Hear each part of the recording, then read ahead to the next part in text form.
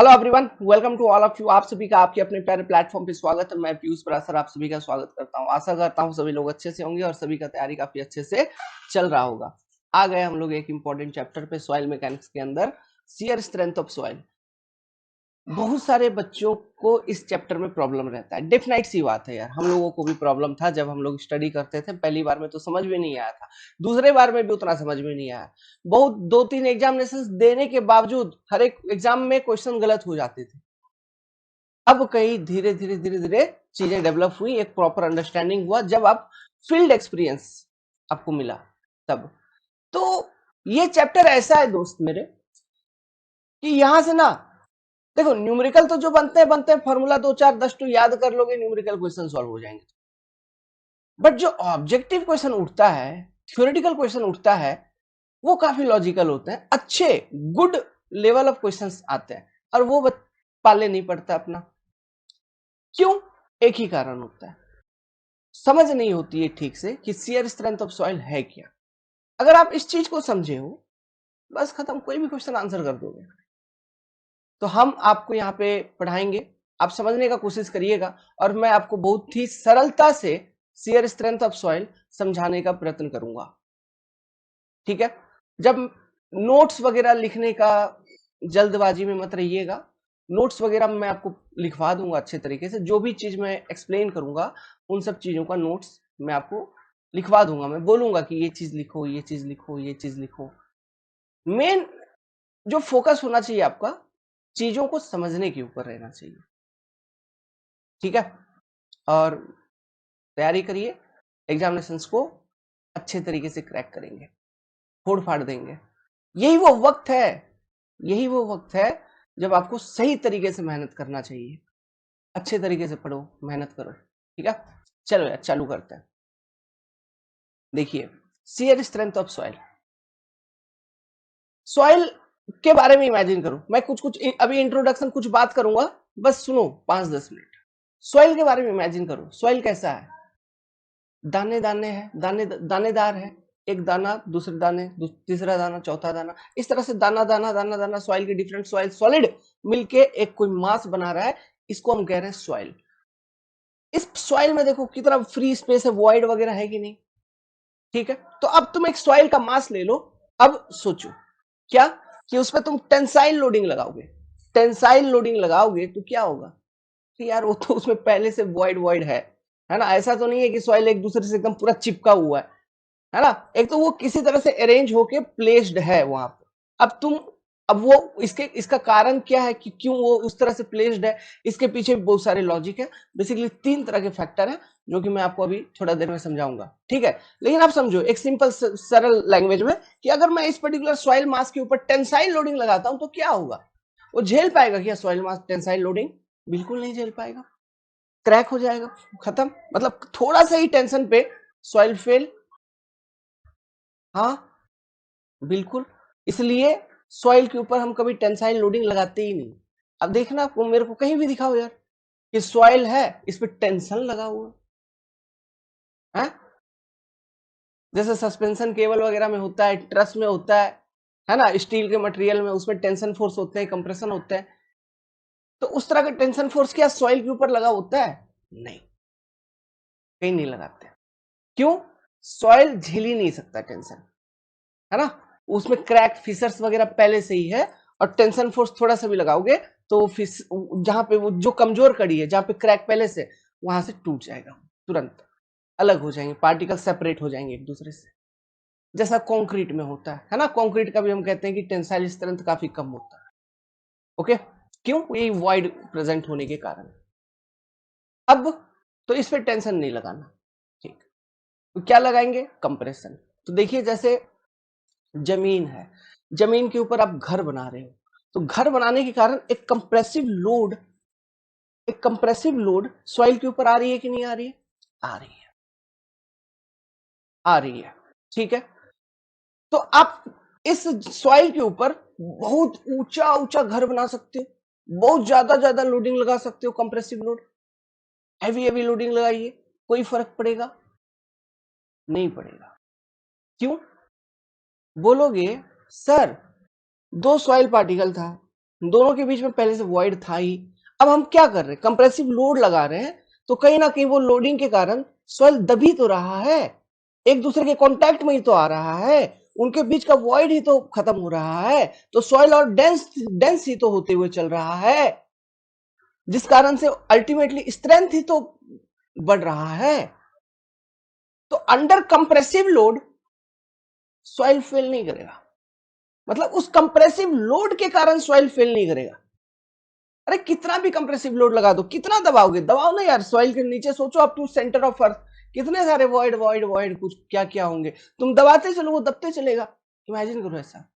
तो due to compressive load fail होना मुश्किल है। तो फेल क्यों हो जाएगा,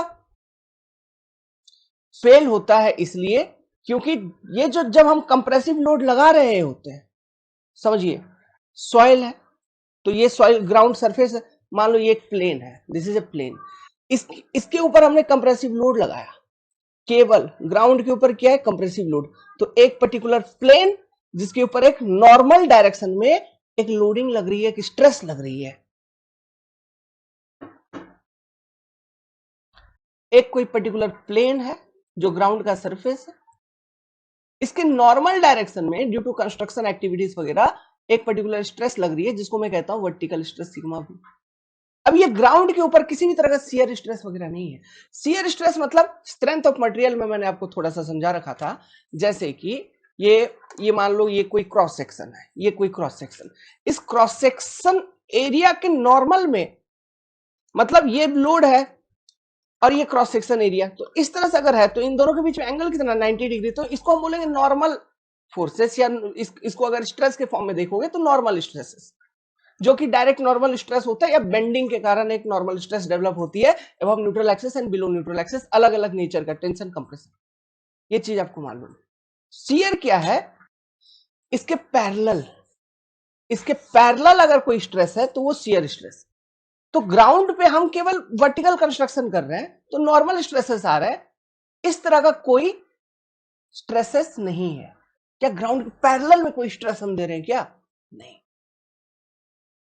ये नहीं है।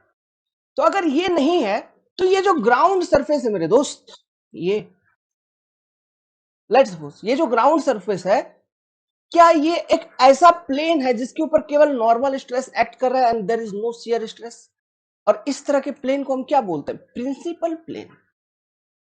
स्ट्रेंथ ऑफ मटेरियल की बात है, इस तरह के प्लेन को हम बोलते हैं प्रिंसिपल प्लेन। समझने की कोशिश करना चीजों को, बहुत क्रिटिकल बहुत कॉम्प्लिकेटेड चीज है ना, मैं बहुत आसान तरीके से लिंकअप करवा रहा हूं, समझा रहा हूं, इमेजिन करना। तो अगर ये ऐसा है तो अब क्या होगा, देखो यार, आपको स्ट्रेंथ ऑफ मटेरियल में हम डिफरेंट इक्वेशंस को निकालते हैं, तो प्रिंसिपल प्लेन से एक पर्टिकुलर एंगल पे, किसी एक पर्टिकुलर एंगल पे कोई एक प्लेन मिलेगा जहां पे शियर स्ट्रेस तो डेवलप होगी होगी, इक्वेशंस लिखते थे, है ना। तो due to this vertical loading, जो आप कंस्ट्रक्शन एक्टिविटी कर रहे हो, जो आप कंस्ट्रक्शन करते हुए चल रहे हो, उस कारण से भले ही उस वाले प्लेन पे शियर स्ट्रेस वगैरह नहीं है, ठीक, इस वाले प्लेन पे शियर स्ट्रेसेस वगैरह नहीं है, बट प्रिंसिपल प्लेन से किसी एक पर्टिकुलर एंगल पे हो सकता है at some any angle theta, एक कोई आपको प्लेन मिले, इस प्लेन पे शियर स्ट्रेस जरूर आपको देखने को मिलेगा, इसका कुछ ना कुछ मैग्नीट्यूड होगा, तो उस शियर स्ट्रेस को कहेंगे हम टाउ। ये सब लिखने की जरूरत नहीं है, मैं आपको बहुत डिटेल में लिखवाऊंगा, अभी बस समझा रहा हूं कुछ बातें। इस शियर स्ट्रेस को रिप्रेजेंट हम कैसे करते हैं, एज ए टाउ। इस प्लेन पे नॉर्मल स्ट्रेस भी होता है ना, इस प्लेन पे नॉर्मल स्ट्रेस भी लग रहा होगा, तो एक शियर स्ट्रेस लग रहा होगा, एक नॉर्मल स्ट्रेस लग रहा होगा। तो अब देखो कहीं ना कहीं शियर आ रही है, मतलब सॉइल में शियर आने लगी ना, किस कारण से, ये लोडिंग के कारण से किसी एक पर्टिकुलर प्लेन पे इस तरह का एक शियर स्ट्रेस डेवलप हो रहा है। ये है खतरनाक चीज, दिस इज योर विलन, ये विलन है। ये जो shear stress due to load develop हो रहा है, दिस इज योर विलन। समझ में आ रहा है क्यों, सुनो, कंप्रेशन में तो सॉइल आपका फेल हो नहीं रहा था, कंप्रेशन में सॉइल आपका फेल हो रहा था नहीं, उसमें वॉइड आप कितना भी दबाओ दबेगा, तो अंदर कंप्रेशन वो फेल होता नहीं है। सॉइल पे हम टेंशन जनरली लगाते नहीं है, तो टेंशन का बात ही नहीं कर रहे हैं, तो सॉइल पे ऐसा क्यों नहीं है कि हम बहुत बड़ा बड़ा बिल्डिंग कंस्ट्रक्ट कर दें? फेल होने का डर क्यों रहता है? जैसे यहाँ पे आपको सामने एक तस्वीर दिख रहा है कि देखिए किस तरह से ये घर ऐसे ढह गया मतलब नीचे से कुछ हुआ होगा, मिट्टी मिट्टी घिसक गया होगा यार, इसलिए ढह गया। तो वो क्यों हुआ? वो हुआ ही क्यों ऐसा? तो वो बेसिकली हुआ ये शियर स्ट्रेस डेवलप होने के कारण किसी एक पर्टिकुलर प्लेन पे, है ना। तो ये जो विलन डेवलप हो रहा है, ये जो शियर स्ट्रेस डेवलप हो रहा है, अगर ये सॉइल का जो अपना शियर स्ट्रेंथ है, लेट्स सपोज उसको मैं कहता हूं टाउ एस, टाउ सॉइल, जो सॉइल का अपना शियर स्ट्रेंथ है उससे अगर ज्यादा हो जाता है तो क्या होगा? ऑब्वियस सी बात है, जिस एंगल पे, है ना, मतलब ग्राउंड से जिस एंगल पे वो शियर स्ट्रेस डेवलप हो रहा है उस एंगल पे मिट्टी को काट देगा। काट देगा कहने का मतलब है, सोचो कि ये एंगल पे डेवलप हो रहा है, ये मिट्टी काट देगा। काट दिया मतलब ये वाला जो पोर्शन है, दिस पर्टिकुलर पोर्शन, ठीक है, ये स्लाइड कर जाएगा ना यार। ये तो देखो ये वाला पोर्शन स्लाइड नहीं करेगा, कौन सा? This will remain at its own place, this will remain at its own place. Slide कौन करेगा? जो अलग हो गया इस बड़े मास से, छोटा वाला, वो स्लाइड कर जाएगा। जब वो मिट्टी खिसकेगा तो क्या होगा? उसके ऊपर जो भी कंस्ट्रक्शन वगैरह हुआ है उसके नीचे से मिट्टी, पैरों तले जमीन खिसक गया तो तुम भी खिसक जाओगे। वही हुआ, ये बिल्डिंग खिसक गया। समझ रहे हो? तो ये बेसिकली हुआ क्यों? ये हुआ इसलिए क्योंकि ये जो सॉइल है इसका अपना एक शियर स्ट्रेंथ होगा, है ना। लेकिन जो आपने कंस्ट्रक्शन किया है, ठीक है, लेकिन जो आपने कंस्ट्रक्शन किया है इसके कारण जो यहाँ पे वर्टिकल स्ट्रेसेस जो भी डेवलप हो रही हैं उसके कारण किसी एक पर्टिकुलर प्लेन पे, है ना, at some angle theta, let's suppose इस एंगल को, जिस एंगल पे मैक्सिमम, मतलब जिस एंगल पे फेलियर होता है, इस एंगल पे फेलियर हो गया क्योंकि इस एंगल पे shear stress due to that loading ऐसा डेवलप हुआ कि वो टाउ ऑफ सॉइल से ज्यादा हो गया, इसलिए इस एंगल पे फेल हो गया, इस प्लेन के अलोंग फेल हो गया। तो इस प्लेन का जो एंगल है फ्रॉम द प्रिंसिपल प्लेन उसको हम बोलते हैं critical angle of failure, theta C, है ना। तो अभी धीरे धीरे चीजों को इंट्रोड्यूस कर रहा हूं, है ना, ये सब कुछ आएंगे लिखवाएंगे बहुत अच्छे तरीके से, बस इंट्रोड्यूस करवा रहा हूं, समझा रहा हूं। सुनो बात, इसको बोलते हैं थीटा सी। तो ये क्रिटिकल प्लेन है, इसके अलावा चीजें फेल हो गई। क्यों फेल हो गई? क्योंकि ये जो स्ट्रेस आप लगा रहे थे सिग्मा वी, इसके कारण यहां पे जो टाउ डेवलप हुआ, है ना, वो ज्यादा हो गया। This particular tau becomes greater than tau of soil, इसलिए वो सॉइल स्लाइड कर गया, इसलिए वो घर ढह गया। अब बोलोगे आप, सर ये फोटो में तो इतना गंभीर बात लग नहीं रहा है, काहे? अरे इतना छोटा बिल्डिंग ढह गया, कुछ दूसरे प्रॉब्लम होगा। नहीं, प्रॉब्लम यही है, प्रॉब्लम यही है, ठीक है, कि उसके नीचे का जमीन खिसक गया और वो शियर के कारण हुआ, सॉइल का वहां पे शियर फेलियर हो गया। समझ में आ रहा है? तो अब फिर दूसरा सवाल, अगर ऐसा है साहब तो मुझे ये बताइए, इतना बड़ा बड़ा बिल्डिंग जो हम बना रहे हैं वो नहीं धस रहा है, ये धस गया कैसे? जेन्युइन क्वेश्चन है, ओरिजिनल क्वेश्चन है। वो तो छोड़ो, इंडिया में, आप विदेश में देखो सर, अमेरिका में देखो, दुबई में देखो, कितना बड़ा बड़ा आप लोग घर बना देते हैं तो भी क्यों नहीं धसता? ये जवाब, इसका जो आंसर है ना, ये आपको थोड़ा देर में भी पता चलेगा, ठीक है। जब मैं इक्वेशंस लिखूंगा तब आपको पता चलेगा, वहां से हम लॉजिक निकालेंगे इसका। अभी बताऊंगा सब ऊपर ऊपर निकल जाएगा, लेकिन ये सवाल है, ठीक है। मतलब तो सवाल क्या है कि हम किस तरह से सेफ्टी बरकरार रख सकते हैं, है ना, कि इस तरह से फेल ना हो जाए। अब ये फेल क्यों हुआ, इस लॉजिक है, तो वो हम डिस्कस करेंगे। तो देखिए, तो यहां पे दो चीजें आपको समझ में आई होंगी अभी तक बेसिकली, ठीक है। एक क्वेश्चन आपके माइंड में छोड़ दिया कि हो ही क्यों रहा है ऐसा, और दो चीजें आपको अभी समझ में आई, एक ये टाउ और एक ये टाउ सॉइल, जिसमें ये जो टाउ है ये विलन है, ये जो टाउ सॉइल है ये हीरो है, ये हीरो है, ये जो टाउ सॉइल है ये हीरो है, ठीक।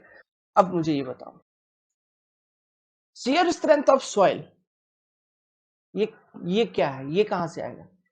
देखो सॉइल एक मटेरियल अपने आप में, एक मटेरियल है सॉइल, है कि नहीं? जैसे ये कैलकुलेटर का प्लास्टिक एक मटेरियल है, स्टील माइल्ड स्टील एक मटेरियल है, HYSD मटेरियल है, कंक्रीट एक मटेरियल है, उसी तरह से सॉइल एक मटेरियल है। सभी मटेरियल का अपना अपना स्ट्रेंथ होता है जो कि उसके मटेरियल कैरेक्टरिस्टिक से निकल के आती है। तो वहीं से ये शियर स्ट्रेंथ ऑफ सॉइल भी निकल के आती है। सॉइल का जो शियर स्ट्रेंथ है वो बेसिकली तीन चीजों के कारण होती है। एक है फ्रिक्शन, ध्यान से सुनना, एक है फ्रिक्शन, दूसरा है इंटरलॉकिंग बिटवीन पार्टिकल्स, है ना, पार्टिकल्स जो इंटरलॉक करते हैं एक दूसरे से, उसके कारण एक शियर स्ट्रेंथ, मतलब सॉइल को कुछ शियर स्ट्रेंथ मिलता है। और तीसरा है कोहेजन। तीसरा क्या है? कोहेजन। ये तीन ऐसे चीजें हैं, फ्रिक्शन, फिर आपका ये interlocking of particles and cohesion, ये तीन चीजें मिला के सॉइल का शियर स्ट्रेंथ में कंट्रीब्यूट करता है। अब यहां पर भी अलग अलग तरह का सॉइल है, कोई कोहेजन लेस सॉइल है, कोई कोहेजिव सॉइल है ना, तो उसके अकॉर्डिंग ये कंपोनेंट वगैरह चेंज होते रहेंगे कि कोहेजन लेस सॉइल में किसके कारण शियर स्ट्रेंथ है, कोहेजिव सॉइल में किसके कारण शियर स्ट्रेंथ है, ये सारे चेंज होते रहेंगे, वो सब लॉजिक हम देखेंगे। लेकिन मुख्य रूप से ये जो तीन नाम मैंने बोले, कौन कौन? फ्रिक्शन, ठीक, दूसरा आपका इंटरलॉकिंग बिटवीन पार्टिकल्स, तीसरा कोहेजन। ये तीन चीजों के कारण सॉइल में शियर स्ट्रेंथ आती है, इसका अपना एक शियर स्ट्रेंथ मिलता है। और ये जो शियर स्ट्रेंथ है, आप बोलोगे किसी एक पर्टिकुलर सॉइल के लिए सर ये सैंड है, तो दुनिया में कहीं पर भी वो सैंड है तो उसका शियर स्ट्रेंथ उतना ही होगा क्या? नहीं, shear strength of a particular soil is never constant, वो कांस्टेंट होता ही नहीं, वो कुछ पैरामीटर्स के ऊपर डिपेंड करता है। हम पढ़ेंगे जैसे C and phi, cohesion and friction angle, इसको हम बोलते हैं shear strength parameter of soil, इसके ऊपर डिपेंड करता है। ये जो shear strength parameter of soil है, इसको हम लैबोरेटरी में फाइंड आउट करते हैं। हमारे पास अलग अलग तरह का टेस्टिंग मेथड है, जैसे कि ट्रायक्सियल टेस्टिंग मेथड आपने फेमस सुन रखा होगा, जहां से एग्जाम में कितना बार क्वेश्चन आता है, किस किस तरह का क्वेश्चन आता है, माथा घूम, ट्रायक्सियल दे दिया, ट्रायक्सियल दे दिया, समझ में, छोड़ो हटाओ, माथा घूम जाता है, छोड़ देते हैं, देखेंगे। तो इसी तरह से हमारे पास बहुत तरह की टेस्टिंग है, डायरेक्ट शियर स्ट्रेंथ टेस्ट है, वेन शियर टेस्ट है, अनकन्फाइंड कंप्रेसिव स्ट्रेंथ टेस्ट है, ट्रायक्सियल टेस्टिंग है। तो अलग अलग तरह का लैब टेस्टिंग मेथड है जो कि हम सॉइल के ऊपर परफॉर्म करते हैं, और शियर स्ट्रेंथ पैरामीटर को फाइंड आउट करने के बाद shear strength of that particular soil को एस्टिमेट करते हैं।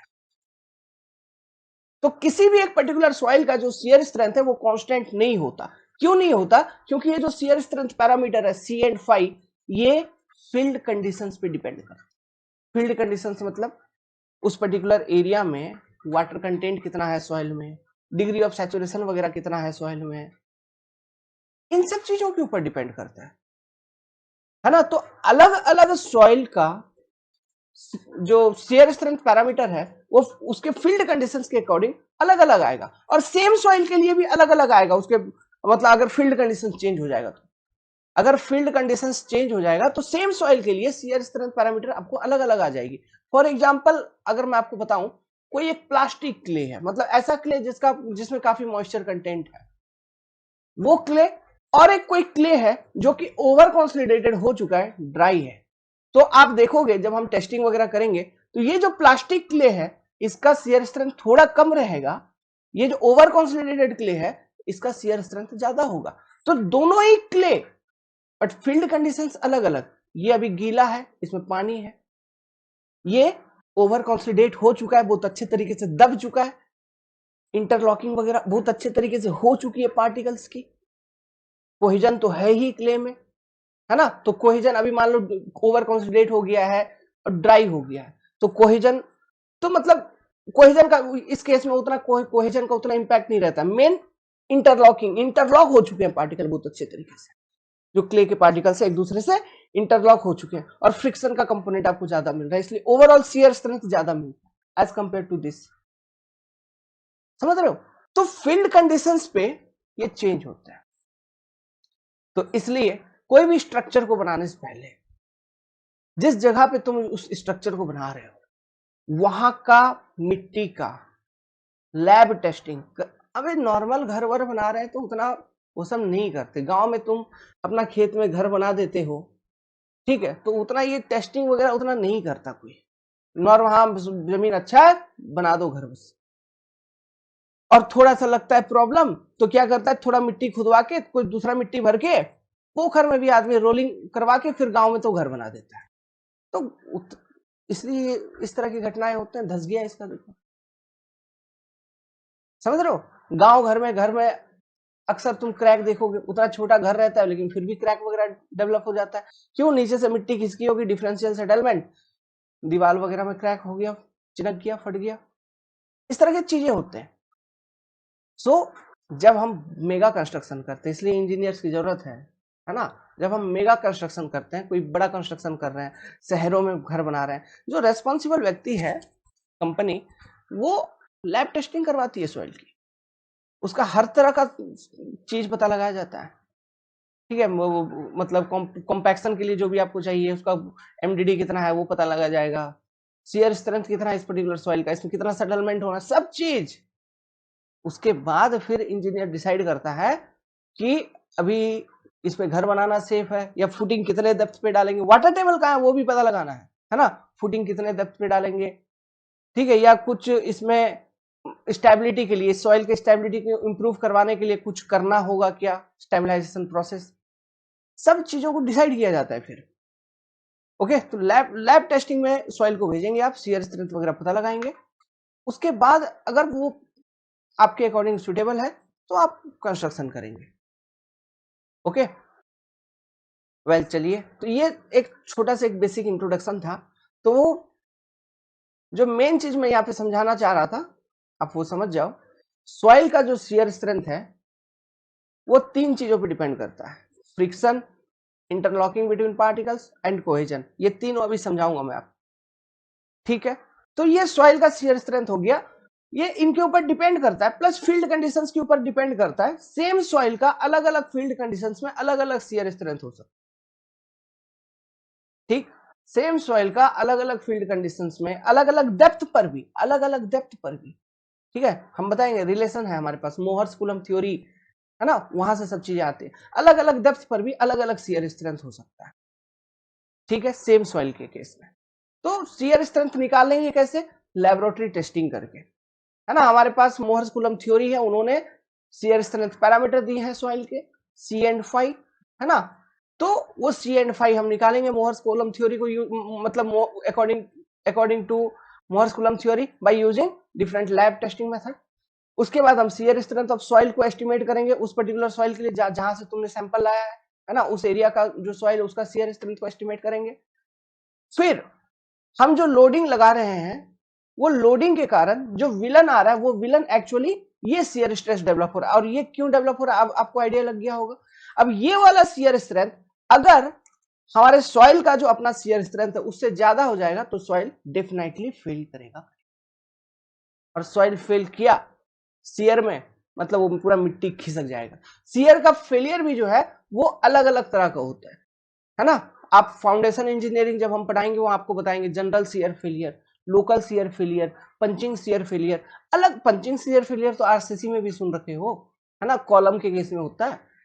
तो इस तरह के अलग अलग फेलियर है जो सॉइल के केस में आपको देखने को मिलता है, जो हम फुटिंग, फाउंडेशन फुटिंग जब समझा रहे होंगे तो वहां पे in different type of shear failure के बारे में आपको मैं बताऊंगा, ठीक है। लेकिन अभी केवल शियर स्ट्रेंथ ऑफ सॉइल के ऊपर हम चलते हैं। ओके, तो अब देखिए, तो ये चीजें हैं। अब देखो मुझे एक चीज बताओ, सॉइल का शियर स्ट्रेंथ, ये तो लैब टेस्टिंग था, लैब टेस्टिंग था, उस लैब टेस्टिंग से हम निकाल लेते हैं। बट अगर मैं उल्टा सोचूं कि मैं एक कंस्ट्रक्शन कर रहा हूं, मतलब सॉइल के ऊपर एक लोड लगा रहा हूं तो किसी एक पर्टिकुलर प्लेन पे, ठीक है, किसी एक पर्टिकुलर प्लेन पे, मान लो वो प्लेन जो है फेलियर प्लेन है, मान लो वो जो प्लेन है फेलियर प्लेन, तो उस फेलियर प्लेन के ऊपर just at failure, just at failure अगर मैं देखूं, जस्ट एट फेलियर कंडीशन, उस फेलियर प्लेन के ऊपर जो शियर स्ट्रेस डेवलप हुआ होगा, क्या वही शियर स्ट्रेंथ ऑफ सॉइल के बराबर है कहीं ना कहीं? जस्ट एट फेलियर, ये नहीं कि फेलियर हो चुका है, सॉइल खिसक गया है, जस्ट एट फेलियर वाला कंडीशन में मैं बात कर रहा हूं। जस्ट एट फेलियर, है ना, जो ड्यू टू लोडिंग उस प्लेन के ऊपर जो शियर स्ट्रेस डेवलप हुआ होगा, कहीं ना कहीं वही शियर स्ट्रेंथ ऑफ सॉइल है। मतलब वहां पे जो सॉइल है उसका शियर स्ट्रेंथ उसी के बराबर है, इसलिए ड्यू टू लोडिंग जो शियर स्ट्रेस डेवलप हुआ वो उसके बराबर हो गया, इसलिए फेल हो गया, है ना। So for avoiding failure due to loading जो शियर स्ट्रेंथ डेवलप हो वो हमेशा शियर स्ट्रेंथ ऑफ सॉइल से कम होना चाहिए, तब सॉइल सेफ रहेगी, नहीं तो फेल कर जाएगी। बराबर भी होगा तो फेल कर जाएगा, कम होना चाहिए, हमेशा कम होना चाहिए। समझ गए बात को? ठीक है। तो इसमें इस पर्टिकुलर चैप्टर में देखो 20-25 मिनट तो यहीं पे लगा दिए, लेकिन बहुत चीज आपको एक बेसिक अंडरस्टैंडिंग हो गई, है ना। तो इस पर्टिकुलर चैप्टर में जो हमारा जो ऑब्जेक्टिव है बाबू, वो दो ही है। क्या? एक तो ये समझना कि शियर स्ट्रेंथ ऑफ सॉइल होता कहाँ है, मतलब होता क्या है, कैसे मिलती है, कुछ कुछ आइडिया आपको लग गया। दूसरा, इसको कैलकुलेट कैसे करेंगे, फाइंड आउट कैसे करेंगे, इससे रिलेटेड क्या थ्योरी है, इससे रिलेटेड थ्योरी है मूवर्स कूलम थ्योरी। उनको पढ़ने के बाद फिर वो सी एंड फाई जो है, मैंने जो बताया आपको शियर स्ट्रेंथ पैरामीटर, उनको हमको निकालना है। उनको निकालने के लिए डिफरेंट लेबोरेटरी टेस्टिंग मेथड है, डिफरेंट लेबोरेटरी टेस्टिंग मेथड है, उन लेबोरेटरी टेस्टिंग मेथड को पढ़ना है। अब उसमें भी देखो ये लेंथी चैप्टर क्यों हो जाता है, डिफरेंट लेबोरेटरी टेस्टिंग मेथड है, डिफरेंट सॉइल भी तो है, मैंने क्या बोला, ये फील्ड कंडीशंस के ऊपर भी तो डिपेंड करता है। सैंड है, कहीं क्ले है। देखो एक चीज, सैंड का परमिएबिलिटी ज्यादा, सैंड का परमिएबिलिटी ज्यादा मतलब इजीली पानी उससे फ्लो कर जाएगा। क्ले का परमिएबिलिटी बहुत ही कम, नेग्लिजिबल, उससे पानी इजीली फ्लो करके निकल नहीं पाएगा। तब जब हम लैब टेस्टिंग करते हैं वहां पे एक कंडीशन आता है, ड्रेन्ड कंडीशन, अनड्रेन्ड कंडीशन, है ना। हम बोलेंगे consolidated drain test, consolidated undrained test, इस तरह का सीडी, सीयू, यूयू, इस तरह का टेस्टिंग आता है। मैं आपको बताऊंगा डिफरेंट टाइप ऑफ टेस्ट। तो सैंड का जब भी हम टेस्टिंग कर रहे होंगे वो किस में जाएगा, ड्रेन्ड कैटेगरी में जाएगा, क्योंकि सैंड में, सैंड का जो परमिएबिलिटी वो इतना ज्यादा है कि पानी इजीली वहां से निकल जाएगा, मतलब ड्रेनेज अच्छा है, तो ड्रेन्ड कंडीशन में है। और क्ले का जब भी आप टेस्टिंग कर रहे होंगे हमेशा ध्यान रखना वो अनड्रेन्ड आएगा। अनड्रेन्ड क्यों आएगा, क्योंकि क्ले का परमिएबिलिटी काफी कम है। समझ में आ रहा है? समझ में आ रहा है? तो इस तरह से चीजें ना इस चैप्टर में आते हैं, छोटे छोटे छोटे छोटे कंसेप्ट बाय कंसेप्ट हम देखेंगे, इसलिए थोड़ा सा ये चैप्टर घिंचेगा। मतलब पेशेंस बना लो कि 8 से 9 घंटे ये चैप्टर घिंचेगा, लेंदी चैप्टर है बाबू। समझ गया? 3-4 क्लास आपको देखना पड़ेगा। ये समझ गया तो इसके बाद जो आगे आने वाला चैप्टर है सब चीज इजीली समझ जाओगे। यहीं से आपका सॉइल का पूरा प्रैक्टिकल चीज स्टार्ट हो गया। क्यों? समझ गया ना बात को, कि सॉइल अगर फेल होगा भी तो वो शियर में ही फेल होता है, कंप्रेशन के कारण फेल हो नहीं सकता।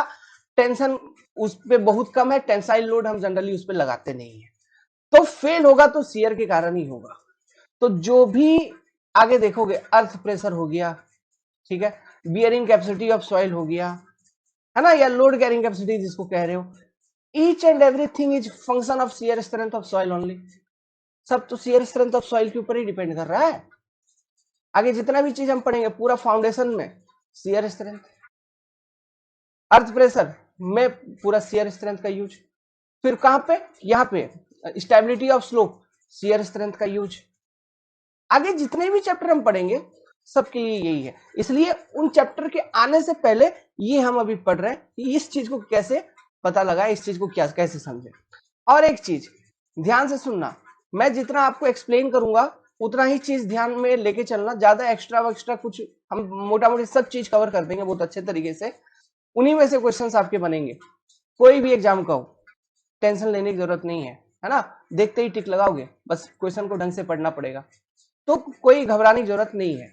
बाकी कभी कभी अनसेंट क्वेश्चन जर्नल वगैरह से, कोई रिसर्च पेपर से उठा के एग्जामिनर बदमाशी करने के लिए डाल सकता है, तो उस पे जाने की जरूरत नहीं है। अगर वो आ गया, अगर मान लो कभी, तो उस तरह का चीजों को इग्नोर करना है जो आपकी किताब में नहीं है। हम स्टैंडर्ड बुक फॉलो कर रहे हैं डॉक्टर अरोड़ा का, जो आप वहां पे जितने भी चीज है सभी बात आपको मालूम होंगे, आपको टेक्स्ट बुक वगैरह पढ़ने की जरूरत नहीं है। लेकिन उसके बियॉन्ड जो रिसर्च पेपर, जो एमटेक लेवल का, पीएचडी लेवल का है, वहां से भी कभी कोई इनपुट ये लोग उठा के डाल देता है एग्जाम में, कोई पीएसयू के एग्जाम में, छोटे मोटे ईएससी गेट, है ना, इन सब एग्जामिनेशन में तो ये ऐसे करते नहीं है, क्योंकि वहां जो क्वेश्चन सेट करने वाले होते हैं उनको मालूम होता है कि what is the level of student, हम किस लेवल ऑफ स्टूडेंट को सिलेक्ट करने जा रहे हैं। बट स्टेट एजेई में जो क्वेश्चन छापने वाले होते हैं, क्या छापने वाले, इनको बस क्वेश्चन चाहिए, अच्छा इस टॉपिक से 5-10 डालना, छापो। जो इनको एकदम एकदम लगता है एकदम खतरनाक डिफिकल्ट, आंडू पांडू क्वेश्चन है, फालतू क्वेश्चन है, कॉपी पेस्ट मारता है सीधा, पेपर को टफ बना दो। तो उसमें गलती से एक आध क्वेश्चन ये लोग कॉपी मार देता है, कोई बहुत ही गंभीर है ना, तो वो उनको भी नहीं आ रहा है, किसी को भी नहीं आ रहा है। तो इस तरह की चीजों को not only in this chapter, किसी भी चैप्टर का हो, है ना, इस तरह की चीजों को इग्नोर करके चलिए, क्योंकि उस चीज को बाद में फिर चैलेंज वगैरह किया जा सकता है, क्योंकि इस तरह के क्वेश्चंस का गलत होने का चांसेस बहुत ज्यादा होता है ना। तो आप देखते हैं काफी लोग चैलेंज करते हैं। चलो ये सब कहानी बहुत बड़ी बड़ी चीज है यार, हम सब्जेक्ट के ऊपर अब फोकस करते हैं। तो मोटा मोटी एक बेसिक अंडरस्टैंडिंग हो गई आपको दो चीजों की, हीरो कौन विलन कौन, है ना। तो हम स्टार्ट करेंगे टॉपिक अपना हीरो से। मैं पहले आपको हीरो के बारे में लिखवाऊंगा, समझाऊंगा कि हीरो है क्या, हीरो मिलता कैसे है सॉइल में, फिर एक एक करके हीरो के ऊपर डिस्कस करेंगे। उसके बाद हम ये जो कॉन्सेप्ट है ओवरऑल, ठीक है, और इससे रिलेटेड इक्वेशंस, वो फिर मोहर सर्कल, फिर सैंड में क्या, क्ले में क्या, सिल्ट में क्या, देखने के बाद मोहर्स कूलम थ्योरी, ये देखने के बाद फिर हम चलेंगे लैब टेस्टिंग के ऊपर, किस तरह different types of lab testing क्या है, कैसे सी एंड फाई निकालते हैं, चैप्टर खत्म। ठीक है, चलो भाई स्टार्ट करते हैं। तो हेडिंग डालिए कॉपी पे और लिखना चालू करिए, लिखना चालू करिए। shear strength of soil or shear resistance of soil is the property of soil that works against tangential or shear stress developed in soil to keep it in equilibrium। देखिए जो shear stress डेवलप होता है उसका direction क्या होता है, tangential direction, है ना।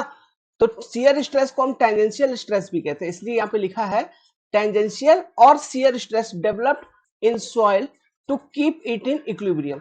कहने का मतलब है वो जो बोला मैंने, जो फेलियर प्लेन के ऊपर due to that vertical loading, ठीक है ना, एक एंगल थीटा पे जो shear स्ट्रेस डेवलप हो रहा है, यही तो है टेंजेंशियल स्ट्रेस और shear स्ट्रेस। ये डेवलप हो रहा है, अब इसके कारण सॉइल आगे बढ़ेगा, मूव करेगा, है ना। ये क्या कर रहा है यार, ये इस तरह से स्ट्रेस लग रही है इस डायरेक्शन में, मतलब जो सॉइल पार्टिकल्स है उसको उस डायरेक्शन में आगे लेके जाने का कोशिश कर रहा है।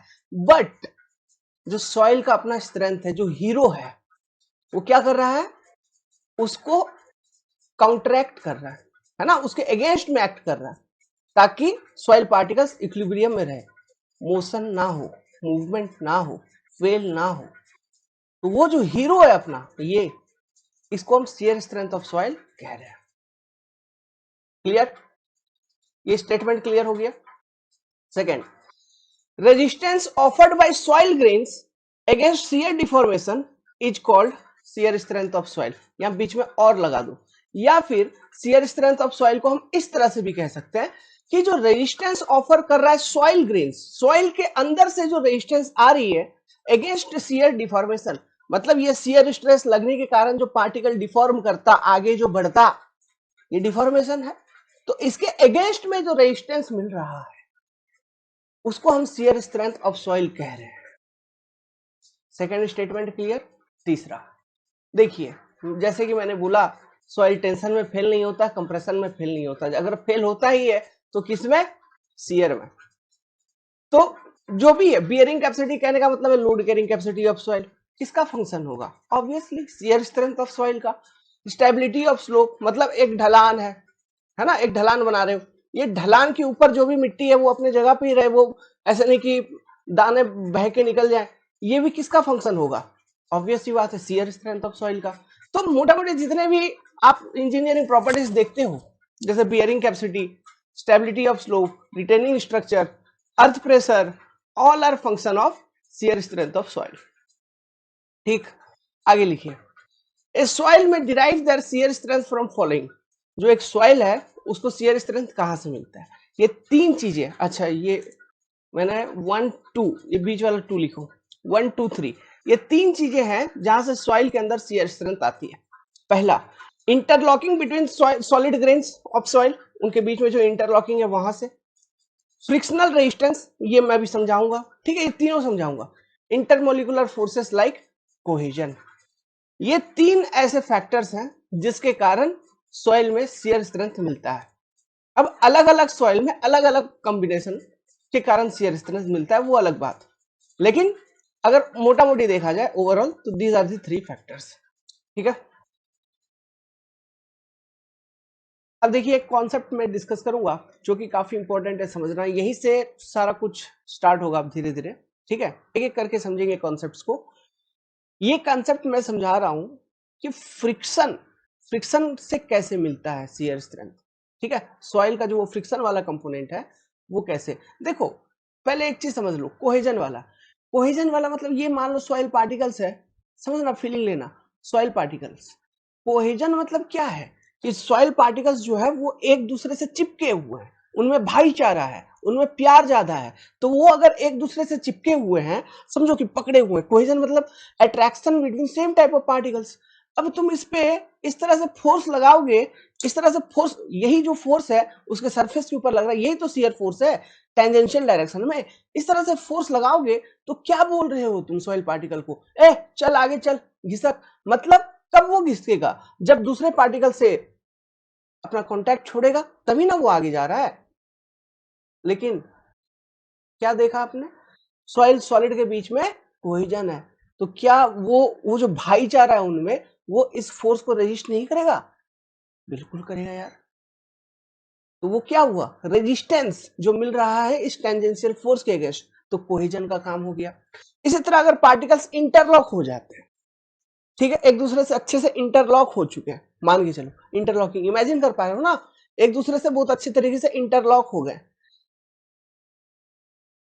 फिर जब आप फोर्स लगाओगे, उनको बोलोगे ए एक दूसरे से अलग होके आगे निकल, तो अरे वो इंटरलॉक होके हैं, पकड़े हुए हैं एक दूसरे को, एक दूसरे का हाथ थामे हुए हैं, तो कुछ ना कुछ तो रेजिस्टेंस ऑफर करेंगे ना, एक पर्टिकुलर अमाउंट तक करेंगे, लेकिन करेंगे कि नहीं करेंगे। क्लियर है ये दो बातें, ठीक। अब मैं आपको फ्रिक्शन का रूल समझाता हूं, देखो ये बेसिक फिजिक्स का, ये दो बात क्लियर हो गया, ठीक है। फ्रिक्शन का रोल क्या है, एक एग्जांपल समझते हैं, एक बेसिक मैकेनिक्स से उठाते हैं, फिर सॉइल पे आएंगे तो आपको समझ में आएगा। लेट्स सपोज कि आपके पास एक पर्टिकुलर बॉडी है, ठीक है, आपके पास एक पर्टिकुलर बॉडी है, ये बॉडी किसी एक सरफेस के ऊपर रखा हुआ, ओके। लेट्स सपोज कि ये बॉडी वेटलेस है, या आप इसका वेट भी कंसिडर कर सकते हो, या वेटलेस मान लेते हैं, और मैं ये मान के चल रहा हूं कि इस पर्टिकुलर बॉडी पे, या फिर छोड़ो, ये वेटलेस नहीं है, इसका वेट है, और इसका जो वेट है वो क्या होगा, इसके सीजी से normally in direction of gravity लग रही होगी, है ना, जिसको मैं बोलता हूं नॉर्मल फोर्स, जो कि है this normal force N equal to normal force. देखना बेसिक मैकेनिक्स है, normal force which is equal to weight of the body, simple सी बात, क्या, वेट ऑफ द बॉडी। कौन सा फोर्स, नॉर्मल फोर्स का बात हो रहा है, ठीक है, वेट ऑफ द बॉडी। अब देखिए, लेट्स सपोज ये जो बॉडी है, चार्जर कनेक्ट करना पड़ा, चार्ज कम हो गया था। लेट्स सपोज कि ये जो बॉडी है, इसका अपना एक कोफिशिएंट ऑफ स्टैटिक फ्रिक्शन होगा, अपना एक कोफिशिएंट ऑफ स्टैटिक फ्रिक्शन होगा।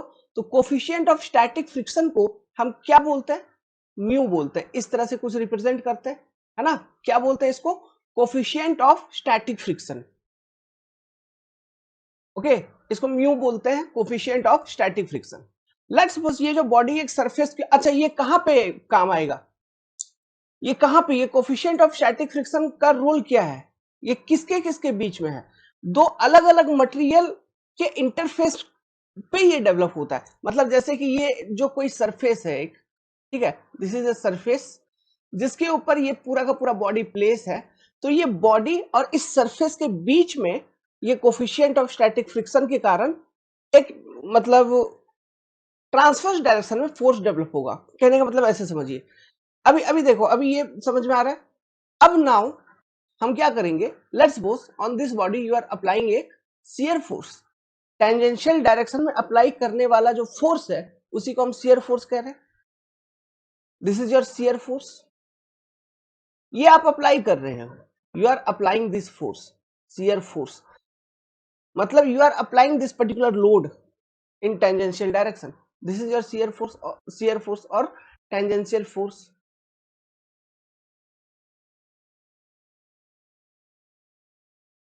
तो ये आप अप्लाई कर रहे हो, तो ये क्या है, ये विलन है, ये हीरो नहीं है, ये विलन है, ठीक है।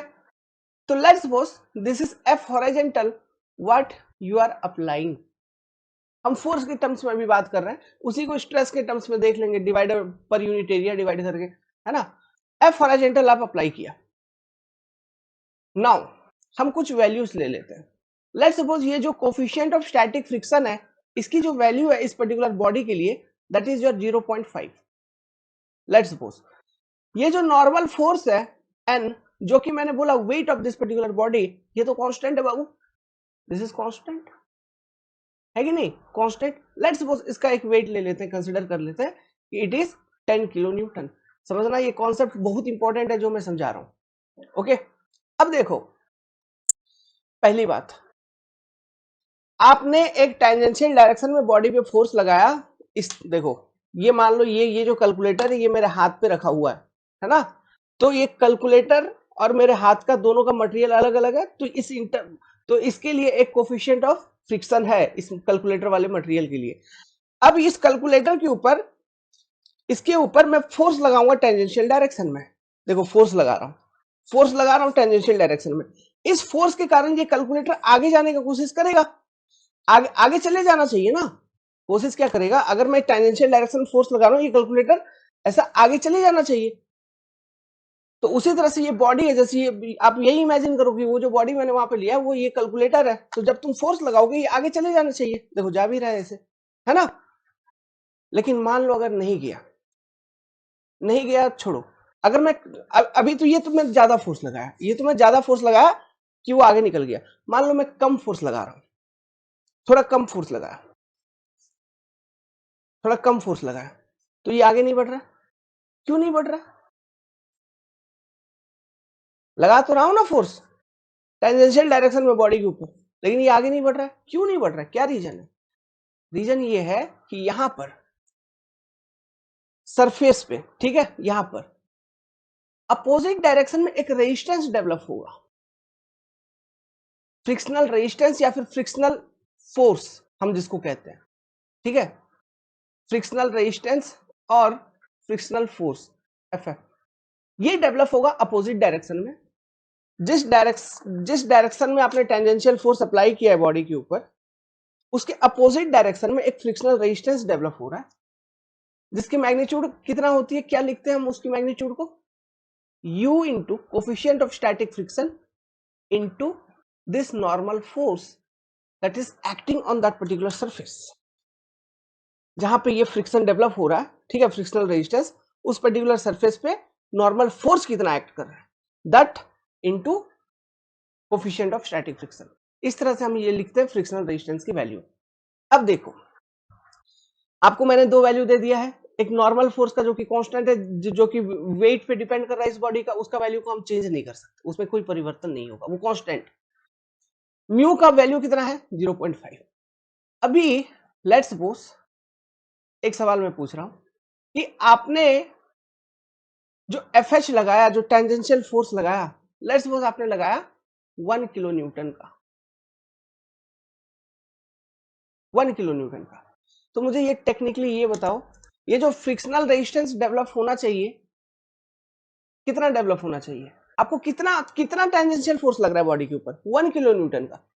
तो फ्रिक्शनल फोर्स कितना रेजिस्ट करना है उसको, फ्रिक्शनल रेजिस्टेंस कितना डेवलप होना है, 1 किलो न्यूटन का डेवलप होना है ना। अरे जितना लगाओगे उतना ही को तो झेलना है, उतना ही को तो रेजिस्ट करना है, समझो, जितना हम लगा रहे हैं उतने ही को तो झेलना है। अगर मैं 1 किलो न्यूटन लगा रहा हूं टेंजेंशियल फोर्स, तो मेरे बॉडी को कितना फ्रिक्शनल रेजिस्टेंस डेवलप करना पड़ेगा, 1 किलो न्यूटन।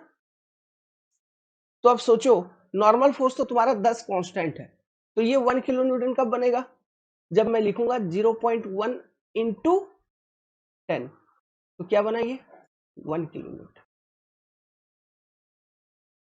ठीक, देखते चलो। अभी एक कॉन्सेप्ट यहां से समझाऊंगा जो कि काफी इंपॉर्टेंट है। अभी तुमने टेंजेंशियल फोर्स और बढ़ाया। अच्छा, इस केस में मेरे को ये बताओ, बॉडी आगे मूव कर जाएगा क्या? नहीं करेगा। क्यों नहीं करेगा? 1 किलो न्यूटन तुमने लगा लिया, 1 किलो न्यूटन डेवलप भी हो गया रेजिस्टेंस, वो तो बैलेंस हो गई, खत्म हो गई, झेल लिया, तो मूव कहां से किया? नहीं किया, अपने जगह पे ही है, कोई मूवमेंट नहीं आई। तुमने और थोड़ा फोर्स बढ़ाया, टेंजेंशियल डायरेक्शन में फोर्स बढ़ाया, कितना किया? 2 किलो न्यूटन कर दिया। तो रेजिस्टेंस 0.2 इंटू 10, देखो 10 तो कांस्टेंट है ना, नॉर्मल फोर्स वो तो कांस्टेंट लग ही रहा है उस पर्टिकुलर प्लेन के ऊपर, है ना? कहां पे? ये जंक्शन पे, ये कैलकुलेटर का बेस और ये जो सरफेस के ऊपर है ना, इस जंक्शन पे नॉर्मली 10 किलो न्यूटन का लोड तो लग ही रहा है, तो ये तो कांस्टेंट है, इसमें कुछ परिवर्तन, चेंज क्या हो रहा है? यू चेंज होते चल रहा है। 0.2 इंटू 10, 2 किलो न्यूटन। इसी तरह से आपने लगा दिया 3 किलो न्यूटन, तो अभी भी कोई मूवमेंट नहीं, कोई हलचल नहीं, तो ये 0.3 इंटू 10, 3 किलो न्यूटन रेजिस्टेंस दे देगा, है ना? इसी तरह से आपने लगा दिया 4 किलो न्यूटन, लेट्स सपोज, तो ये 0.4 इंटू 10 का रेजिस्टेंस दे देगा 4 किलो न्यूटन। इसी तरह आपने लगा दिया 5 किलो न्यूटन, ये दे दिया 0.5 इंटू 10 का रेजिस्टेंस, 5 किलो न्यूटन। तो अभी भी कोई हलचल नहीं, एकदम इक्विलिब्रियम में है, मान के चलिए कि एकदम इक्विलिब्रियम में है, एग्जैक्टली इक्विलिब्रियम में है। आपने 5 किलो न्यूटन लगाया, आपको 5 किलो न्यूटन का रेजिस्टेंस मिल रहा है, एकदम इक्विलिब्रियम पे। लेकिन अब तुम कर दिए 6 किलो न्यूटन, रेजिस्टेंस कितना मिलेगा?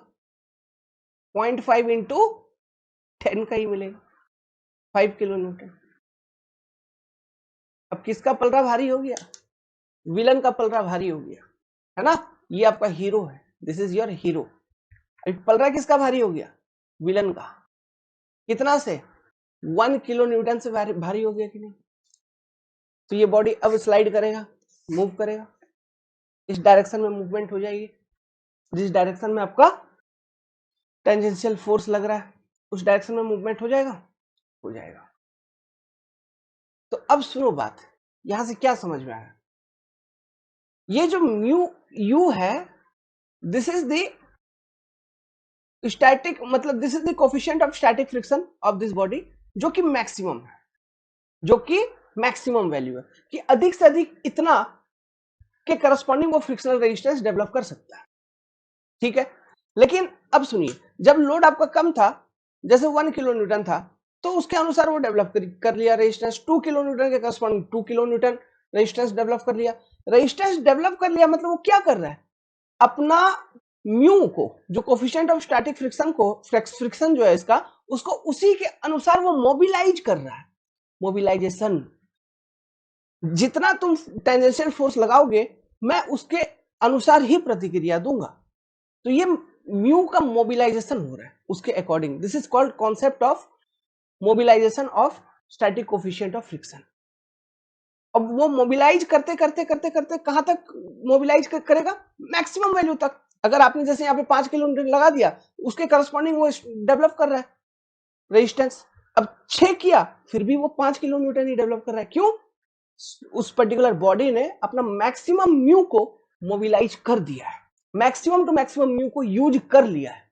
अब उसके पास और ताकत नहीं है, अब उसके पास और ताकत नहीं है। अब ऐसे कंडीशंस पे अगर सेफ्टी हमको बढ़ानी है, तो हमको क्या करना पड़ेगा? बॉडी का वेट बढ़ाना होगा। अगर वेट बढ़ाऊंगा तो ये 10 की जगह और कुछ मैं थोड़ा और बढ़ाऊं, तो हो सकता है ये जो 6 किलो न्यूटन का लोड लग रहा है, उसके करस्पॉन्डिंग में रेजिस्टेंस डेवलप हो जाए, उसके करस्पॉन्डिंग में रेजिस्टेंस डेवलप हो जाए, है ना? तो ये वेट बढ़ाने वाला लॉजिक ध्यान रखना। एक हिंट देता हूं, देखो, सॉइल का, जैसे ये यहाँ पे ये मटेरियल है ना, कोई एक मटेरियल, इसका एक म्यू का वैल्यू कांस्टेंट है। इसी तरह सॉइल भी एक मटेरियल है, उसका भी कुछ फ्रिक्शनल रेजिस्टेंस होगा, उसमें भी कुछ म्यू होगा, वो भी कांस्टेंट होगी कि मैक्सिमम इतना ही यूज कर सकता है, इससे ज्यादा सॉइल यूज नहीं कर सकता। होगा कि नहीं होगा? होगा। अब मान लो कोई ऐसा केस हो रहा है जिस केस में इस तरह का केस हो गया, जैसे कि, क्योंकि देखो किसी भी प्लेन पे हम बात करते हैं, सॉइल में भी, तो किसी भी प्लेन पे उसका सॉइल का यू जो है वो फिक्स है। सॉइल का क्या होता है यू, अभी यहीं से समझ में आएगा धीरे धीरे। अभी जो एक जनरल चीज समझा रहा था, सॉइल का यू होगा फिक्स, सॉइल का यू होगा फिक्स। तो उस प्लेन के ऊपर कितना वेट लग रहा है उसके करस्पॉन्डिंग ही सॉइल अपना फ्रिक्शनल रेजिस्टेंस दे रहा होगा, उसके करस्पॉन्डिंग ही सॉइल अपना फ्रिक्शनल रेजिस्टेंस दे रहा होगा। अब मान लो ड्यू टू लोडिंग जो शियर स्ट्रेस उस प्लेन पे डेवलप हो रहा है वो ज्यादा हो गया सॉइल के फ्रिक्शनल रेजिस्टेंस से, तो क्या सॉइल वहां पे फेल कर जाएगा, स्लाइड हो जाएगा, हो जाएगा। लेकिन वो स्लाइडिंग को हम कैसे बचा सकते हैं, अभी तो बोला, उस प्लेन के ऊपर वेट बढ़ाना होगा, किसका, सॉइल का। उस प्लेन के ऊपर सॉइल का वेट बढ़ाना होगा, मतलब या फिर आप ऊपर से लोडिंग करिए या तो और डेप्थ पे जाइए, और डेप्थ पे जाओ। क्यों डेप्थ पे जाओगे और, तो जो कोई एक प्लेन पे तुम देख रहे हो उसके ऊपर का जो सॉइल है उसका वेट ज्यादा हो जाएगा ना उस पर्टिकुलर प्लेन पे, तो वहां पर उस पर्टिकुलर प्लेन पे आपको ज्यादा शियर स्ट्रेंथ मिल रही होगी वही पर्टिकुलर सॉइल में। मतलब as your depth changes soil का शियर स्ट्रेंथ भी चेंज होते चल रहा है अकॉर्डिंगली। क्यों, किसी एक पर्टिकुलर प्लेन के ऊपर जो वेट ऑफ सॉइल है वो बढ़ जाती है तो उसका शियर स्ट्रेंथ भी बढ़ जाता है। यहां से क्या लॉजिक लगा रहे हो, फुटिंग का डेप्थ, क्यों बुर्ज खलीफा बन गया। बुर्ज खलीफा बनाने के लिए अगर तुम 3 मीटर का डेप्थ खोल के फुटिंग डाल देते, बिल्डिंग बन जाएगा, अरे नहीं बनेगा, डेफिनेटली फेल होगा। क्यों, 3 मीटर के डेप्थ पे जो सॉइल है उसका शियर स्ट्रेंथ काफी कम है, काफी कम है। लेकिन अब जो इतना बड़ा बिल्डिंग स्ट्रक्चरल लोडिंग तुम अप्लाई करोगे, ठीक है, इतना बड़ा स्ट्रक्चर लोडिंग जब अप्लाई करोगे तो संभावना यही है कि वो फेल होगा। तो हमको क्या करना होगा, हमको और डेप्थ में जाके फुटिंग प्रोवाइड करनी होगी। अगर हम और डेप्थ पे जाके अगर हम फुटिंग प्रोवाइड कर रहे हैं तो वहां जहां पे फुटिंग हम प्रोवाइड कर रहे हैं एट दैट पर्टिकुलर डेप्थ उसके ऊपर बहुत सारा मिट्टी है, उसके ऊपर बहुत सारा मिट्टी है, और वो ओवरऑल ओवरऑल वेट जो है उस सॉइल का, उस कारण से नीचे जहां पे आप फुटिंग प्रोवाइड किए हैं वहां के सॉइल का शियर स्ट्रेंथ ज्यादा, इसलिए शेयर करने की चांसेस कम, सेफ्टी एंश्योर। तो यहां फुटिंग के डेप्थ को आप इस तरह से रिलेट कर सकते हो। समझ में आ रहा है बात, कनेक्ट हुआ, ठीक है, this are the practical things. और ये जो ओवरऑल आपको मैंने अभी कॉन्सेप्ट समझाया इसको बोलते हैं कंसेप्ट ऑफ मोबिलाइजेशन, ठीक है, कंसेप्ट ऑफ मोबिलाइजेशन। जैसे कि यहां पे आप देख पा रहे हैं कि मोबिलाइजेशन मतलब जो आप लोड लगा रहे हो उसके करस्पॉन्डिंग प्रतिक्रिया क्या है, ठीक है, ओके। धीरे धीरे धीरे जैसे आप लोड इंक्रीज करते चल रहे हो रेस्पॉन्स भी आपकी इंक्रीज होते हुए चल रही है, और एक पर्टिकुलर टाइम आएगा जब मैक्सिमम जो रेस्पॉन्स वो दे सकता है अपने क्षमता के अनुसार उतना वो स्ट्रेंथ को मोबिलाइज कर देगा। उसके बाद वो स्ट्रेंथ उसकी मोबिलाइज होगी तो उसके बाद कांस्टेंट, उसके बाद मोबिलाइज नहीं कर सकता, लेकिन मैक्सिमम तक वो मोबिलाइज करते हुए चलेगा, है ना। तो इसको बोलते हैं कंसेप्ट ऑफ मोबिलाइजेशन। और एक चीज देखो यहां पे, जब तुमने शियर स्ट्रेंथ, सॉरी, जो टेंजेंशियल फोर्स है वो लगाया था 5 किलो न्यूटन के बराबर, टेंजेंशियल स्ट्रेंथ लगाया 5 किलो न्यूटन के बराबर, और यहां पे डेवलपमेंट भी हुई 5 किलो न्यूटन के बराबर, ठीक है, किसका, हीरो का। तो क्या ये जो कंडीशन है यही जस्ट फेलियर वाला कंडीशन है, जस्ट फेलियर वाला कंडीशन है, कि अब इससे थोड़ा सा भी, जैसे 5 है तो 5.1 का भी लगा देंगे मतलब तो गया, तो at just at verge of failure वाला कंडीशन है, समझ रहे, just at verge of failure वाला कंडीशन है। सो इसलिए मैंने ये आपको बोला था कि सॉइल के केस में जब हम शियर स्ट्रेंथ वगैरह निकाल रहे होंगे तो हम ये बोलेंगे कि फेलियर प्लेन के ऊपर, मतलब वो प्लेन जहां पे फेल हो रहा है सॉइल, उस प्लेन के ऊपर जस्ट एट फेलियर जो शियर स्ट्रेस डेवलप हो रही है वही सॉइल का शियर स्ट्रेंथ भी है। ये लॉजिक कनेक्ट करते हैं, समझ रहे हो बात को। तो एक काम करिए आप इसको लिखिए, इसको लिखिए, ठीक है, इसको लिखने के बाद एक सेंटेंस लिखो कि this is called concept of strength mobilization. This is called concept of strength mobilization. That is how much mu body is using of its maximum. यही चीज मैंने समझाया. ठीक है. It is called concept. मैं लिखवा देता हूं. दिस इज कॉल्ड, वो लिख लिया होगा इससे पहले. ठीक है. This is called concept of strength mobilization. That is how much mu body is using at its maximum. देखिए, इस चैप्टर को मैं इस तरह से स्टार्ट कर रहा हूं डिटेल में, बहुत बेसिक से, क्योंकि ये समझना बहुत जरूरी है. क्योंकि आपने देखा ना, आगे जितने भी चैप्टर है, अर्थ प्रेशर, बियरिंग स्ट्रेस वगैरह जो हम देखेंगे फाउंडेशन में, stability of slope, each and everything is function of shear strength of soil only. Then we have to understand it properly. क्या है क्या नहीं है. ठीक है. अब ये जो स्टेटमेंट मैंने यहाँ पे बताया, हर एक स्टेटमेंट से तुम लॉजिक निकाल सकते हो, सोच सकते हो. This is called concept of strength mobilization. That is how much mu body is using at its maximum. तो आपने देखा जस्ट एट फेलियर वाला कंडीशन पे बॉडी अपना मैक्सिमम टू मैक्सिमम स्ट्रेंथ को मोबिलाइज कर देता है. मोबिलाइज कर चुका है, जितना भी मोबिलाइज करना था वो कर दिया. जस्ट एट फेलियर कंडीशन पे बॉडी ने अपना maximum to maximum strength mobilize कर दिया है ना. तो ये चीज को आप ध्यान रखना.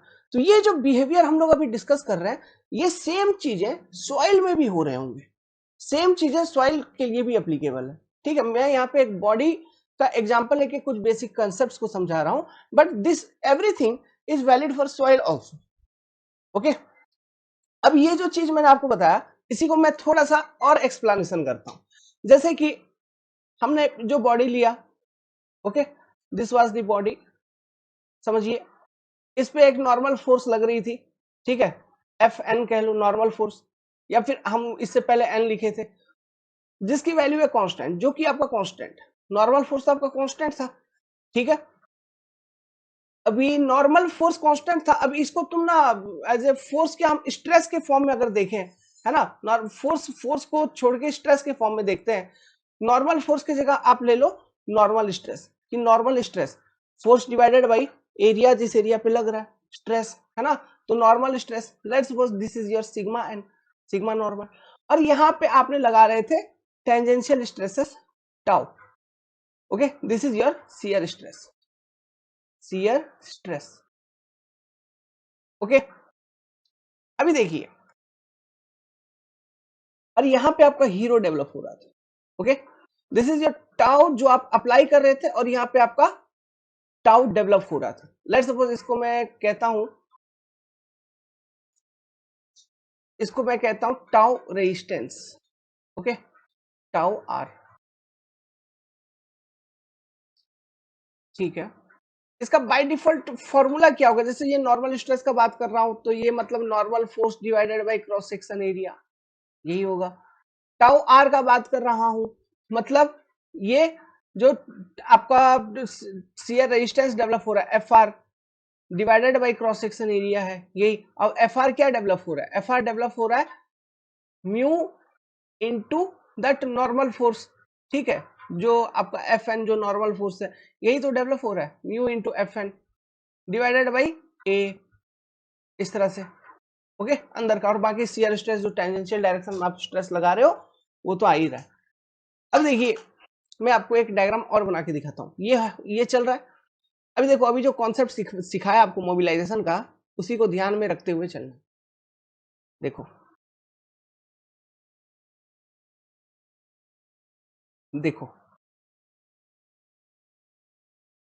लेट्स सपोज ऐसा लिया.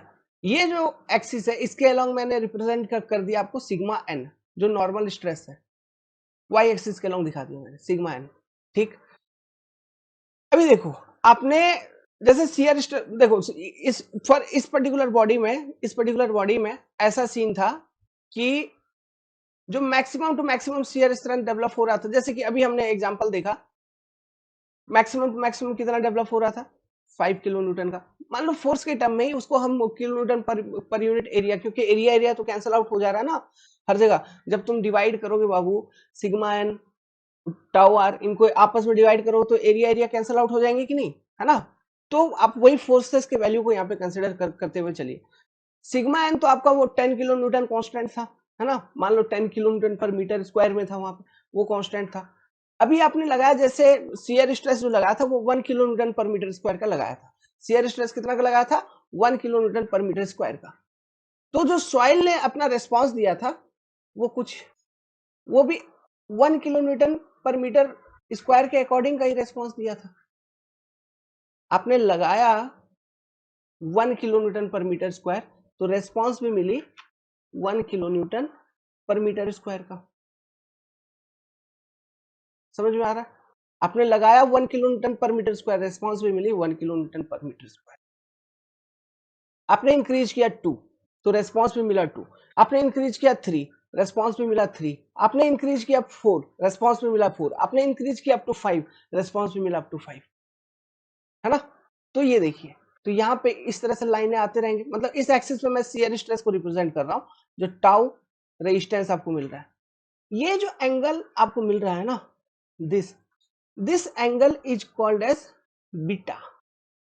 ये जो एंगल आपको मिल रहा है इसको हम बोलते हैं बीटा। इसको क्या बोला जाता है? Angle of obliquity.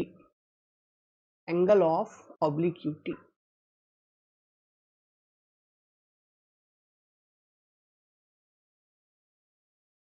ठीक है, बीटा एंगल को हम कहते हैं एंगल ऑफ ऑब्लिक्यूटी। अब जैसे जैसे आपका स्ट्रेंथ मोबिलाइजेशन हो रहा है, अच्छा ये तो बीटा एंगल, एंगल ऑफ ऑब्लिक्यूटी, और ये जो मैग्नीट्यूड मिल रहा है, ये जो ब्लू लाइन में मैंने दिखाया, ये जो मैग्नीट्यूड मिल रहा है, ये क्या मिल रहा है? This is resultant stress at any particular point. ये रिजल्टेंट स्ट्रेस कैसे निकालेंगे? जैसे कि ये सिग्मा एन तो नॉर्मल स्ट्रेस, ये कांस्टेंट। अभी शियर स्ट्रेंथ का मोबिलाइजेशन हुआ है टाउ 1 मान के चलो, तो ये R1 रिजल्टेंट 1, तो this R1 resultant 1 will be equal to what? Sigma N का स्क्वायर प्लस टाउ 1 का स्क्वायर। सिंपल सी बात है, इस तरह से रिजल्टेंट निकल जाएगा। तो जैसे जैसे तुम्हारा शियर स्ट्रेंथ मोबिलाइज हो रहा है, धीरे धीरे धीरे धीरे मोबिलाइज होते चल रहा है, एक पर्टिकुलर टाइम पे मोबिलाइजेशन मैक्सिमम हो जाएगा।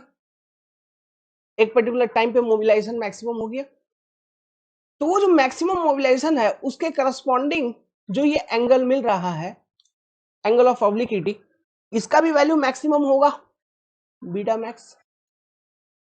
जब मैक्सिमम मोबिलाइज हो चुका है, उससे ज्यादा और कर नहीं सकता, मतलब वहीं वहीं पे उसी पॉइंट के करस्पॉन्डिंग फेलियर, वो मतलब वो कंडीशन फेलियर कंडीशन है, वो कंडीशन फेलियर कंडीशन है।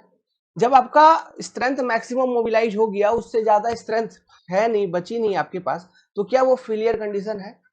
ठीक। और जब मैक्सिमम स्ट्रेंथ मोबिलाइज हो जा रहा है, तो जो एंगल ऑफ ऑब्लिक्विटी है इसकी भी वैल्यू मैक्सिमम हो जाती है। On maximum mobilisation of strength, maximum mobilisation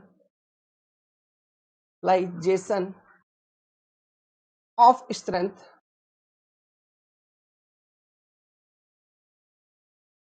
beta beta max हो जाता है। हो रहा है कि नहीं? आपके सामने हो रहा है भाई, मैं क्या करूं, हो रहा है, दिख रहा है, बीटा मैक्स हो गया। ये बीटा मैक्स का वैल्यू मेरे को निकालना, ये बीटा मैक्स का वैल्यू मेरे को निकालना है। कैसे निकालूंगा? फॉर्मूला लगाओ, बगल में लिखता हूं, इस जगह पे आप लिखते चलना ये सब चीज, ठीक है। अगर मैं बीटा मैक्स निकालने चलूं तो मैं फॉर्मूला लगाऊंगा tan beta max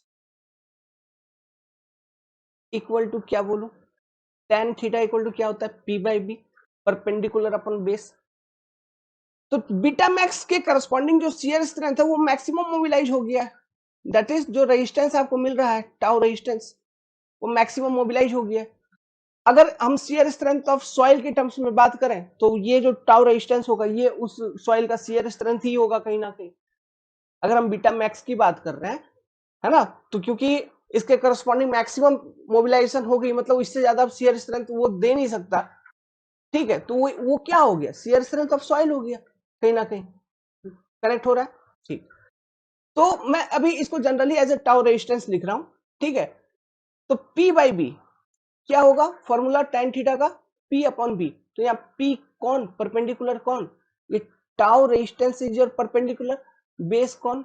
this sigma N value. यही होगा।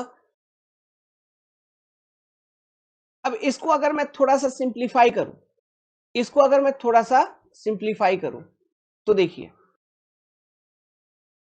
tan beta max equal to, देखना बहुत इंपॉर्टेंट एनालिसिस है रे भाई, यही सब बच्चों को रटवा दिया जाता है और आप लोग रट के खुद सोते हैं।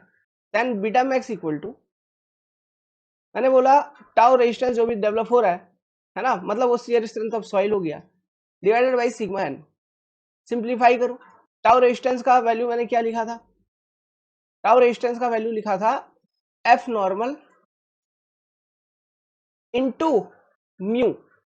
म्यू क्या, यहां पे अब इस केस में मैक्सिमम मोबिलाइज हो चुका है क्या coefficient of friction, mu maximum है ना, जो मोबिलाइजेशन हुई है कोफिशिएंट ऑफ फ्रिक्शन की, स्टैटिक कोफिशिएंट ऑफ फ्रिक्शन की, वो मैक्सिमम हो चुकी है, डिवाइडेड बाई, यहां पे डिवाइडेड बाई ए, ठीक है, स्ट्रेस के फॉर्म में लिख रहे हैं, divided by F N divided by A. Simplify करो, ये ए गयो, ये गयो, बचो क्या, tan beta max equal to mu max, maximum coefficient of static friction for that particular soil. मतलब जैसे हम सॉइल के टर्म्स में, मतलब यहाँ बॉडी, ठीक है, सॉइल के टर्म्स में नहीं, हम बात कर रहे हैं बॉडी के टर्म्स में, तो tan beta max equal to mu max, समझ में आ रहा है। और अगर मैं सॉइल के टर्म्स में बात करूं, in terms of soil, in terms of soil, ये जो मैक्सिमम एंगल ऑफ ऑब्लिक्यूटी है, मैक्सिमम एंगल ऑफ ऑब्लिक्यूटी, ऑब्लिक्यूटी, OBLIQUITY, इसको मैक्स ऑब्लिक्यूटी, जो कि ये बीटा मैक्स, जो कि कब डेवलप हो रही है, corresponding to failure condition, just at failure, है ना, तभी तो वो ये बॉडी अपना मैक्सिमम टू मैक्सिमम स्ट्रेंथ को मोबिलाइज कर दिया, तो वो फेलियर वाला पॉइंट, फेलियर की करस्पॉन्डिंग क्या है, ये नॉर्मल से जो रिजल्टेंट है वो उसका इंक्लिनेशन कितना है, यही ना था यार बीटा मैक्स, ये नॉर्मल था, ठीक है, और ये रिजल्टेंट था, नॉर्मल और रिजल्टेंट, ये कितना इंक्लाइंड है, यही तो है बीटा मैक्स।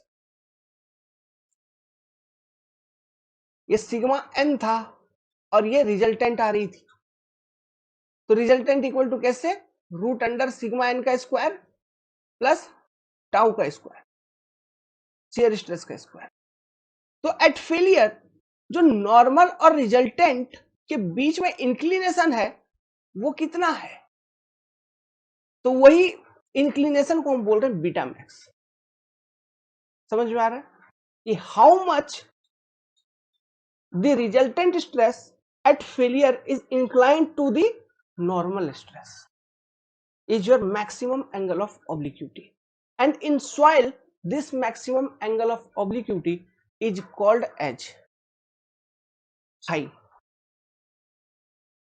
phi नाम सुना है, क्या है, phi is angle of internal friction, angle of internal friction। तो सॉइल के केस में एंगल ऑफ इंटरनल फ्रिक्शन जो आप देखते हो tan phi tan phi tan phi sin phi, ये phi वो phi, तो ये जो phi है ये क्या है, बीटा मैक्स है, ठीक है, और बीटा मैक्स का अगर हम 10 ले रहे हैं, 10 बीटा मैक्स, वो क्या मिल रहा है, म्यू मैक्स। म्यू मैक्स का मतलब क्या है, उस पर्टिकुलर सॉइल, वो पर्टिकुलर सॉइल अपना मैक्सिमम कितना, अपना मैक्सिमम कितना स्ट्रेंथ मोबिलाइज कर सकता है ना, उसके लिए एक ये फैक्टर है। मतलब अगर जैसे यहाँ पे 10 बीटा मैक्स है equal to mu max equal to, मैं ऐसे लिख सकता हूं, it will be as 10 phi, it will be as 10 phi, ठीक। अगर इसी चीज को मैं कैरी करूं सॉइल के फॉर्म में, समझ रहे हो ना, ये tan फाई इक्वल टू क्या है, मैक्सिमम म्यू, है ना, और ये फाई क्या है, बीटा मैक्स। यही सब देखो, यही सब में कंफ्यूजन होता है, इसलिए मैं इतना सरलता से इजीली सब चीजों को बिट टू बिट एक्सप्लेन कर रहा हूं, है ना। अब ये इंटरनल एंगल ऑफ फ्रिक्शन को निकालने का एक तरीका है। तरीका क्या है, देखिए हम प्रैक्टिकली इसको कैसे निकालते हैं। हमारे पास एक थ्योरी, हम कहते हैं कि सॉइल को लेते हैं, किसी भी सॉइल का तुमको फाई का वैल्यू निकालना है तो वो सॉइल को लेते हैं, उसको हम फ्रीली ड्रॉप कर देते हैं। बहुत सारे सॉइल को लिया, फ्रीली ड्रॉप कर दिया। जब तुम बहुत सारे सॉइल को लोगे, उसको फ्रीली ड्रॉप करोगे, तो क्या एक हीप जैसा बना देगा कि नहीं बना देगा, ऐसा हीप पहाड़ जैसा। ये एंगल मेजर कर लेते हैं, इसी को बोलते हैं फाई। समझ गए बात को, ठीक है। ये तरीका है, ये हम डिस्कस करेंगे, ऐसा जरूरत नहीं है, ये इसके बारे में मैं बताऊंगा कभी और, ठीक है। स्टेबिलिटी ऑफ स्लोप जब हम पढ़ेंगे, वहां पे ये फाई कैलकुलेशन का ट्रिक मैं आपको बता दूंगा। लेकिन अभी समझ गए ना कि क्या है फाई। तो अब देखो मैं क्या बोल रहा था यार, कुछ तो कनेक्ट करवाने जा रहा था अभी। सॉइल, सॉइल को पकड़ो। अभी ये सारा चीज एक बॉडी के ऊपर में लगा रहा था, किसके ऊपर लगा रहा था, एक पर्टिकुलर बॉडी के ऊपर लगा रहा था। लेकिन अभी ले लो सॉइल, ठीक है, इस सॉइल है, समझना बात। यहां से मोहर्स थ्योरी का आइडिया तुमको लग जाएगा कि कैसे मोहर साहब ने क्या सोचा कि शियर स्ट्रेंथ ऑफ सॉइल क्या होता है, नहीं होता है, क्या सोचा। उसमें फिर मॉडिफिकेशन किए कौन, कूलम्स। कूलम साहब आए, उन्होंने फिर कुछ मॉडिफिकेशन किया, तो जो थ्योरी निकल के आता है बोलते हैं मोहर्स कूलम थ्योरी। लेकिन पहला जो कॉन्सेप्ट दिया था तो मोहर साहब ने ही दिया था, यही बेसिक देसी जुगाड़ उन्होंने लगाया था। अब उन्होंने देखा सॉइल, ठीक, अब उन्होंने बोला कि हम क्या कर रहे हैं, जो शियर स्ट्रेंथ ऑफ सॉइल है ये बेसिकली फ्रिक्शनल रेजिस्टेंस से आ रही है ना, फ्रिक्शनल रेजिस्टेंस से ही तो आ रही है, ठीक है। किससे आ रही है, फ्रिक्शनल रेजिस्टेंस से आ रही है, ठीक।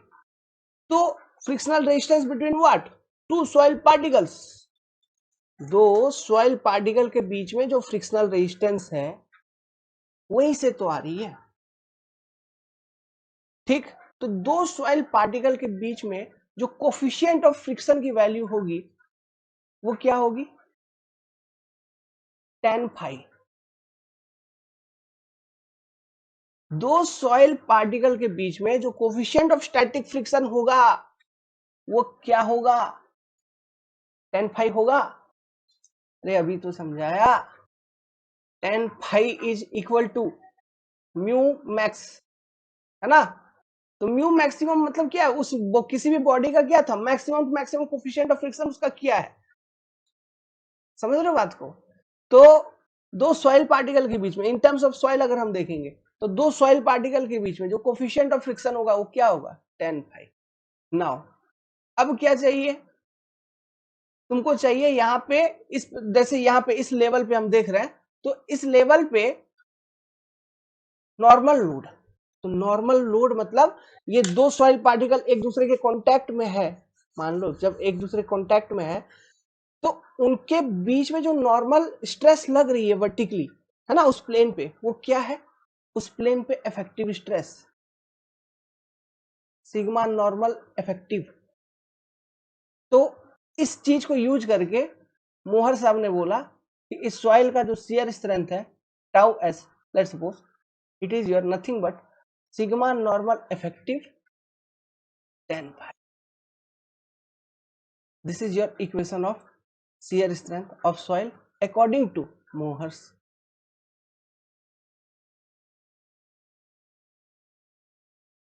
मतलब जो शियर स्ट्रेंथ इन सॉइल मिल रहा है वो फ्रिक्शन के कारण इस तरह से मिल रहा है, इतना वैल्यू का। लीजिए शियर स्ट्रेंथ का इक्वेशन दे मोहर्स। इसमें बाद में फिर मॉडिफिकेशन हुआ, एडवांसमेंट हुई, डिफरेंट टाइप ऑफ सॉइल को इंक्लूड किया गया।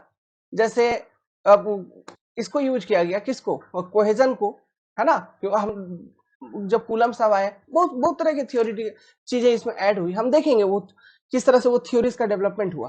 लेकिन जो बेसिक आइडिया था ये था, समझ गए बात, क्लियर है। नोट करिए यहां तक, यहां तक नोट करिए, ये सब आपका जड़ था, जो मेन चीजें थी। आपको मैं यही समझाना चाहता था कि बीटा मैक्स क्या है, मैक्सिमम एंगल ऑफ ऑब्लिक्विटी क्या है, फाई क्या है ना। और ये बेसिक एक छोटू सा बेसिक इक्वेशन कहाँ से आया, ये सब चीज कुछ कुछ मैं समझाना चाह रहा था, बस वही ऑब्जेक्टिव थी ये सब पूरा बताने का। कॉन्सेप्ट ऑफ स्ट्रेंथ मोबिलाइजेशन क्या है, अब एक चीज तुम्हारे मन में क्लियर हो गया होगा, क्या ये जो tan phi है इसको हम बोलते हैं यू मैक्स, tan phi को हम बोलते हैं यू मैक्स। मतलब अगर मान लो कभी कभी ये आता है बेसिक मैकेनिक्स के ऊपर क्वेश्चन, म्यू दिया रहेगा आपको फाई निकालना है, तो फाई इक्वल टू क्या है, tan इनवर्स म्यू मैक्स, है ना।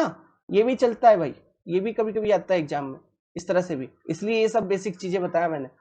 ओके, बोला ना इस पर्टिकुलर चैप्टर से अगर मेरे जैसा बंदा एग्जाम में क्वेश्चन सेट करने वाला हो तो बहुत अच्छे तरीके से सेट करें, ऐसे कर भी रहे, बहुत अच्छे तरीके से सेट कर रहे हैं, है ना, इसलिए हम लोग इतना डीप में जा रहे हैं अभी भी।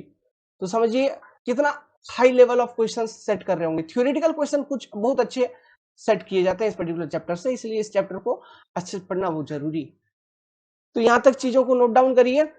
अब मैं आपको बताता हूं, ये तो मैंने कुछ कुछ चीजें आपको लिंकअप करवाए स्ट्रेंथ मोबिलाइजेशन का, फाई म्यू बीटा मैक्स वगैरह एक्सेट्रा एक्सेट्रा, भूलना नहीं। अगर कहीं कुछ स्किप हो गया तो कंटेंट को फिर से रिवाइज करके देखो, ठीक है, बार बार मैं बोलूंगा तो टाइम वेस्ट होगा। आगे बढ़ते हैं। अब देखो, अब मैं आपको थोड़ा कंसेप्ट समझाता हूं मोहर सर्कल का, ठीक है। फिर ये कंसेप्ट जो अभी डिस्कस कर रहे थे और मोहर सर्कल का कंसेप्ट सैंड के केस में अप्लाई कर देंगे, सॉइल में वो अप्लाई किया, उसके बाद भाई थोड़ा सा और समझाएंगे मोहर कूलम थ्योरी, फिर टेस्टिंग वगैरह करते रहेंगे, खत्म कर देंगे चैप्टर, समझे। चलो मोहर कॉन्सेप्ट, मोहर सर्कल का ये सब चीज देखो, सोम का भी, सोम में आप पढ़ोगे वैसे, अगर मैं यहाँ नहीं भी बताऊं, मैं सीधा सॉइल को लेके चलूं, मैं अभी सॉइल के बारे में ही बताऊंगा, लेकिन उससे पहले थोड़ा सा बेसिक मैं मोहर सर्कल का 2-4 फॉर्मूला मैं आपको बता दूंगा, ठीक है। तो ये सब बेसिकली सोम में है, आप सोम में पढ़ेंगे, है ना, जो मोहर स्ट्रेस सर्कल वगैरह है, जो प्रिंसिपल स्ट्रेस एंड स्ट्रेन वाला टॉपिक मैं ही पढ़ाऊंगा ऑब्वियसली, है ना।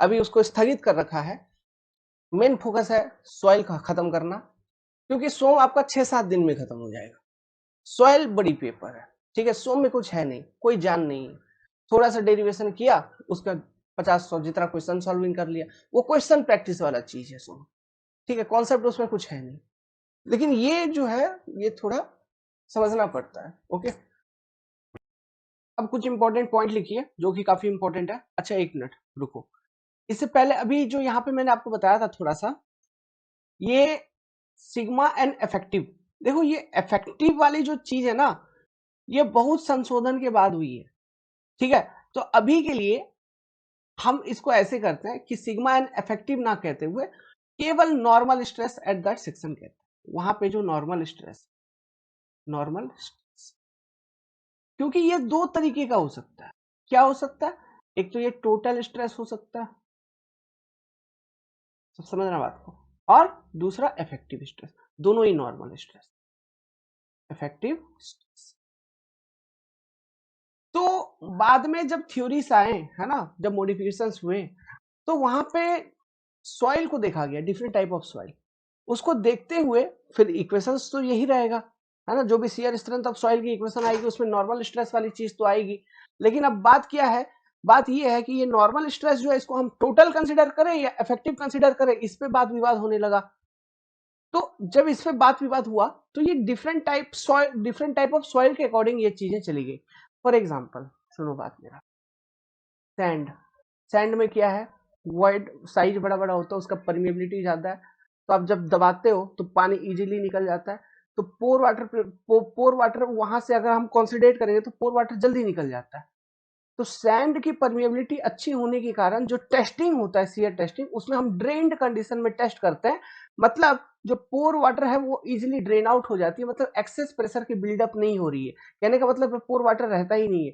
तो सैंड वगैरह के केस में जो नॉर्मल स्ट्रेस हम कंसिडर करते हैं वो इफेक्टिव स्ट्रेस कंसिडर करते हैं। बट क्ले सोचो, पानी निकल ही नहीं पा रहा है, क्ले अगर सैचुरेटेड क्ले मास है तो उसमें तुम लोड लगाओगे तो ऐसा थोड़ी ना कि पानी तुरंत निकल जाएगा, क्यों, उसका परमिएबिलिटी काफी कम है, वेरी लेस। तो क्ले वगैरह का, ऐसा फाइन सॉइल का जो टेस्टिंग होता है वो अनड्रेन्ड कंडीशन में टेस्ट होता है, तो अनड्रेन्ड कंडीशन में टेस्ट होता है, मत और तो और जो हमारे पास टेस्टिंग के लिए मेथड्स हैं उसमें ऐसा नहीं है कि ये जो एक्सेस पोर वाटर प्रेशर जो भी बिल्डअप होगा उसको भी हम मेजर कर लें। तो जब एक्सेस पोर वाटर प्रेशर वगैरह को भी हम ठीक से मेजर नहीं कर पाते हैं, सॉइल में पानी भी है और वो पानी निकल भी नहीं पा रहा है धीरे धीरे, तो ऐसे केसेस में हम टोटल स्ट्रेस एनालिसिस पे चलते हैं। तो वहां पे हम सिग्मा एन को as a total stress consider करते हैं। डिपेंड करता है ये टाइप ऑफ सॉइल के ऊपर, कभी इफेक्टिव स्ट्रेस एनालिसिस, कभी टोटल स्ट्रेस एनालिसिस। आगे हम बताएंगे डिफरेंट टाइप ऑफ टेस्ट, तो उसके अकॉर्डिंग चीजों को बताएंगे। लेकिन बाकी ये है क्या, नॉर्मल स्ट्रेस उस पर्टिकुलर प्लेन के ऊपर। ठीक है, तो ये चीज ध्यान रखना। चलो अब लिखो कुछ इंपॉर्टेंट पॉइंट्स। क्लियर है, लॉजिक समझ रहा ना? ठीक है, क्या ड्रेन्ड अनड्रेन्ड टेस्ट का एक कॉन्सेप्ट आता है। ड्रेन्ड जिसकी परमेबिलिटी अच्छी है जैसे सैंड वगैरह का, तो ड्रेन टेस्टिंग, और परमेबिलिटी वगैरह अच्छी नहीं है तो हम कहेंगे अनड्रेन टेस्ट, क्योंकि पानी अच्छे से निकल नहीं पा रहा है तो excess pore water pressure buildup हो जा रही है, और वो एक्सेस पोर वाटर प्रेशर को मेजर करने का सटीक टेक्निक हमारे पास होता नहीं है, इसलिए हम इफेक्टिव स्ट्रेस वगैरह कैलकुलेट नहीं कर पाते हैं। तो ऐसे केसेस में टोटल स्ट्रेस एनालिसिस अपना चलता हुआ नजर आता है। ठीक है, ये सब संशोधन हुए हैं। जब थ्योरी हम पढ़ेंगे, मोहर्स थ्योरी, फिर मोहर्स कूलम मॉडिफाइड थ्योरी, तब मैं धीरे धीरे स्टेप बाय स्टेप बताऊंगा कि, है ना, यही सब चीज जो अभी बात कर रहा हूं कि किस तरह से चेंजिंग करके अपडेटेड थ्योरी दिया गया, डिस्कस करेंगे। टेंशन लेने का नहीं। इंपॉर्टेंट पॉइंट्स लिखो। पहला, कोर्स ग्रेन्ड सॉइल जैसे कि ग्रेवल और sand derive their strength from interlocking and friction resistance. Very important, ये सब बहुत इंपॉर्टेंट है। क्या बोल रहा है, कोर्स ग्रेन्ड सॉइल जो होता है जैसे ग्रेवल हो गया, सैंड हो गया, इसका जो फ्रिक्शनल रेजिस्टेंस है, कहने का मतलब जो फ्रिक्शनल रेजिस्टेंस का मतलब क्या, शियर स्ट्रेंथ। इसका जो शियर स्ट्रेंथ है वो बेसिकली दो चीजों से आती है। क्या, एक तो इंटरलॉकिंग इफेक्ट, दूसरा जो फ्रिक्शनल रेजिस्टेंस है वो, मतलब पार्टिकल्स के बीच का एक अपना फ्रिक्शनल रेजिस्टेंस, दूसरा उनका इंटरलॉकिंग इफेक्ट। इन दोनों चीजों से शेयर स्ट्रेंथ इसमें आती है इस तरह के सॉइल में। दूसरा, जो प्योर क्ले होता है, प्योर एकदम क्ले है, एकदम fine soil, plastic soil, pure clay, derive the shear strength from cohesion. उसमें इंटरलॉकिंग का इफेक्ट नहीं, फ्रिक्शन का इफेक्ट नहीं, प्योर क्ले का बात कर रहा है। प्योर क्ले का जो शेयर स्ट्रेंथ है वो उसके कोहेजन के कारण ही है, मतलब जो भाईचारा है दो पार्टिकल के बीच में उसके कारण ही है। इंटरलॉकिंग वगैरह की कोई इफेक्ट नहीं। हाँ, लेकिन डेंस सैंड का कॉन्सेप्ट अलग है। डेंस सैंड फिर वहां पे बिहेवियर अलग हो जाता है। Sorry, dense clay, dense clay नहीं, ओवर कॉन्सेंट्रेटेड क्ले, ठीक है, जो कि as a dense sand behave करता है, क्योंकि वहां पे इतना दब चुका है ऑलरेडी, सॉइल कंप्रेस हो चुका है कि वहां पे इंटरलॉकिंग इफेक्ट आई है। ठीक है, तो वो ओवर कॉन्सेंट्रेटेड क्ले का बिहेवियर अलग है। तो वो यहाँ पे तुम इस, ये जो लिखा हो इसको ओवर कॉन्सेंट्रेटेड क्ले मत समझना, नॉर्मल है ना, नॉर्मल क्लेई सॉइल। तो नॉर्मल क्लेई सॉइल के अंदर जो उसका शेयर स्ट्रेंथ आता है वो उसके कोहेजन से आता है। ठीक है, कोहेजन को हम रिप्रेजेंट करते हैं सी से। इन सब चीजों को आगे हम न्यूमेरिकली देख रहे होंगे। तीसरा, फाइन सॉइल जो है जैसे कि silt and clay, okay, fine soil जैसे कि silt and clay derive the shear strength from friction and cohesion. ये प्योर क्ले का बात किया, एकदम आइडियल कंडीशन प्योर क्ले। अब ये नॉर्मल फाइन ग्रेन सॉइल का बात कर रहा है। तो एक कोई नॉर्मल फाइन ग्रेन सॉइल है तो उसका जो शियर स्ट्रेंथ होता है वो बेसिकली फ्रिक्शन के कारण और कोहेजन के कारण, इंटरलॉकिंग का इफेक्ट नहीं होता है, नो इंटरलॉकिंग, ध्यान देना। Fourth important point, in dense sand effect of interlocking is high. Interlocking का इफेक्ट सबसे अधिक होता है डेंस सैंड में in comparison to loose sand. मतलब पार्टिकल जो इंटरलॉक किया है ना, इसके कारण जो शियर स्ट्रेंथ मिल रही होती है वो डेंस सैंड में सबसे ज्यादा मिल रही है। डेंस सैंड में अच्छे से इंटरलॉक होके है। ठीक है, तो डेंस सैंड के केस में जो आप शियर स्ट्रेस लगाओगे इसके कारण जो रेजिस्टेंस मिलेगी वो इंटरलॉकिंग के कारण ज्यादा मिलती है। कितना मिलती है, 20 to 25% of its total shear strength जो भी वो दे रहा है उसका 20 से 25% तो मात्र इंटरलॉकिंग के कारण मिलती है डेंस सैंड में। इंपॉर्टेंट है, सभी पॉइंट अपने आप में इंपॉर्टेंट है, ध्यान रखना। अब चलो, अब मैं तुमको एक कर्व बना के दिखाता हूं। ठीक है, shear stress versus strain curve for different soil. Shear stress versus strain curve for different soil. इधर हम लिखते हैं शियर स्ट्रेस और इधर लिखेंगे strain, shear strain, shear strain. सोम में आप पढ़ेंगे शियर स्ट्रेस को वैसे हम टाउ कहते हैं, और शियर स्ट्रेन को क्या कहते हैं? शियर स्ट्रेन को यार जैसे यहाँ तो फाई कह दिया फिक्सन एंगल को, ऐसे सोम में हम तो शियर स्ट्रेन को फाई कहते हैं, ठीक है। लेकिन यहाँ भी as a normally shear strain कह लो या शियर डिफॉर्मेशन कह लो। शियर डिफॉर्मेशन कहने का क्या मतलब है यार? सीधी मतलब है कि आप लोड लगा रहे हो, तो ये जो शियर लोड लगा रहे हो है ना, ये शियर स्ट्रेस लगा रहे हो, इसके कारण जो पार्टिकल है ये डिफॉर्म करेंगे कि नहीं, इस डायरेक्शन में आगे बढ़ेंगे कि नहीं, इस डायरेक्शन में है। तो अपने ओरिजिनल लोकेशन से कितना बढ़े डिवाइडेड बाई ओरिजिनल वाली चीज, वही तो होता है स्ट्रेन। जैसे एक्सियल स्ट्रेन होता है ना, एक्सियल स्ट्रेन एक लोड लगाया अपन ने, ठीक है, ये पी लोड के कारण तो इलोंगेशन हो गई इतना, मान लो डेल्टा, है ना, तो स्ट्रेन कितना, this delta L divided by original length, ये तो होता है एक्सियल स्ट्रेन। उसी तरह से शियर स्ट्रेन, शियर स्ट्रेन जैसे कि ये कोई ब्लॉक है, ठीक है, तो अभी ये देखो इनके एंगुलर चेंज होता है। शियर डिफॉर्मेशन मतलब एंगुलर डिफॉर्मेशन लिंकअप करके रखना। सो मैं बताया था इन दोनों के बीच में एंगल है 90 डिग्री। अभी तो इस पर शियर स्ट्रेस लगाया, ये ऐसे हो गया ये ब्लॉक, है ना, तो दिस यहाँ पे जो स्ट्रेन मिल रहा है मान लो theta, this is your shear strain, ये थीटा, ये मान लो एक्स आगे चला गया और इसका ये लेंथ था एल, तो ये shear strain theta will be equal to X by L. Okay, this is your shear strain या शियर डिफॉर्मेशन कह लो, शियर डिफॉर्मेशन। तो सॉइल के ऊपर for different type of soil हम ये चीज देखेंगे कि ये बिहेवियर क्या होता है। शियर स्ट्रेस अगर सॉइल पे लगाओगे तो डिफॉर्मेशन क्या।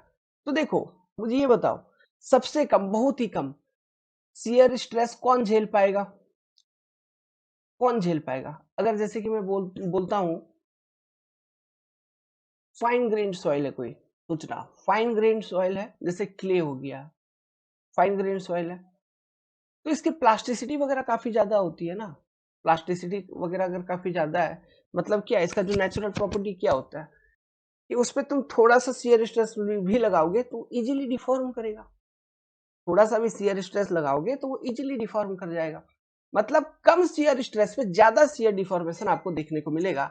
तो प्लास्टिक क्ले वगैरह का जो ये स्ट्रेस वर्सेस डिफॉर्मेशन कर्व आता है वो कुछ इस तरह का, ये मान लो ये प्लास्टिक क्ले का है, ठीक है, for what, for plastic clay.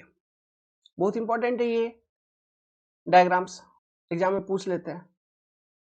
Loose sand का इससे ऊपर रहता है, मतलब लूज सैंड जो है वो जो प्लास्टिक क्ले होता है उससे थोड़ा ज्यादा स्ट्रेंथ को रजिस्ट कर लेता है, बट वो भी डिफॉर्म करता है, ठीक है। This is for loose sand, loose.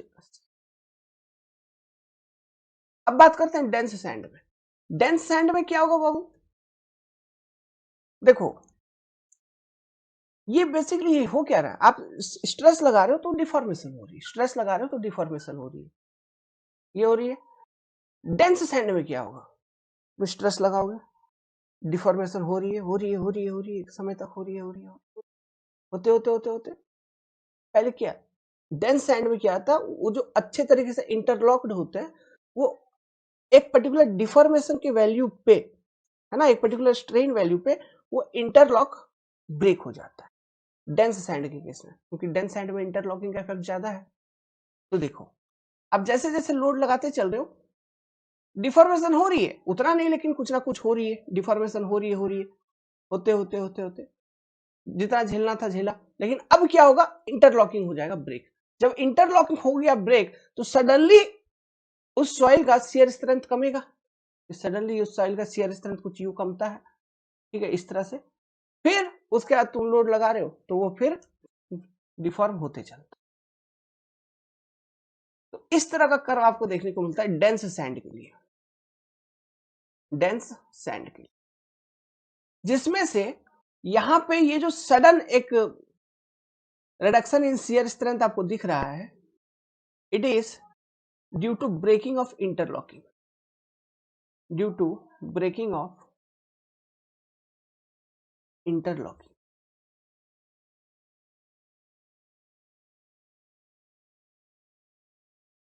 समझ में आ रहा है? और ये जो ब्रेक इन इंटरलॉक होता है ये जनरली कहा जाता है कि 5 to 6% ऑफ शियर स्ट्रेन पे होता है।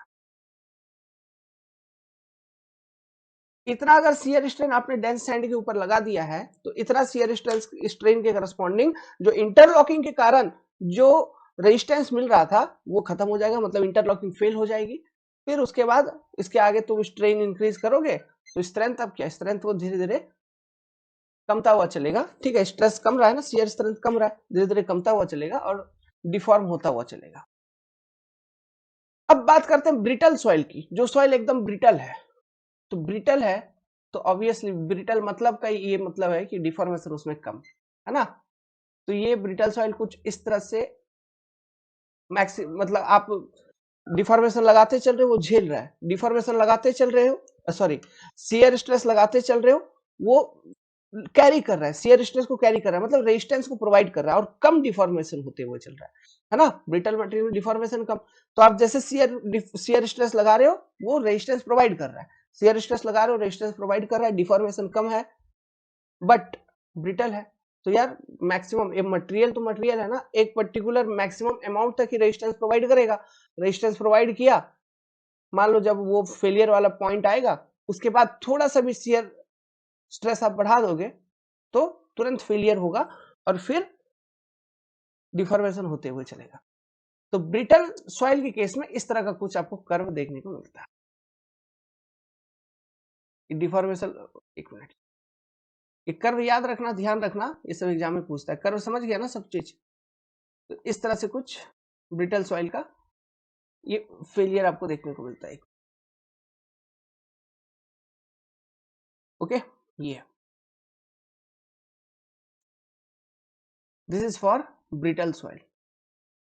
काफी कम शियर डिफॉर्मेशन होती है उसमें और मैक्सिमम शियर रेजिस्टेंस प्रोवाइड करता है ब्रिटल सॉइल। ब्रिटल सॉइल का एग्जांपल आपका क्या, जैसे over consolidated clay, over consolidated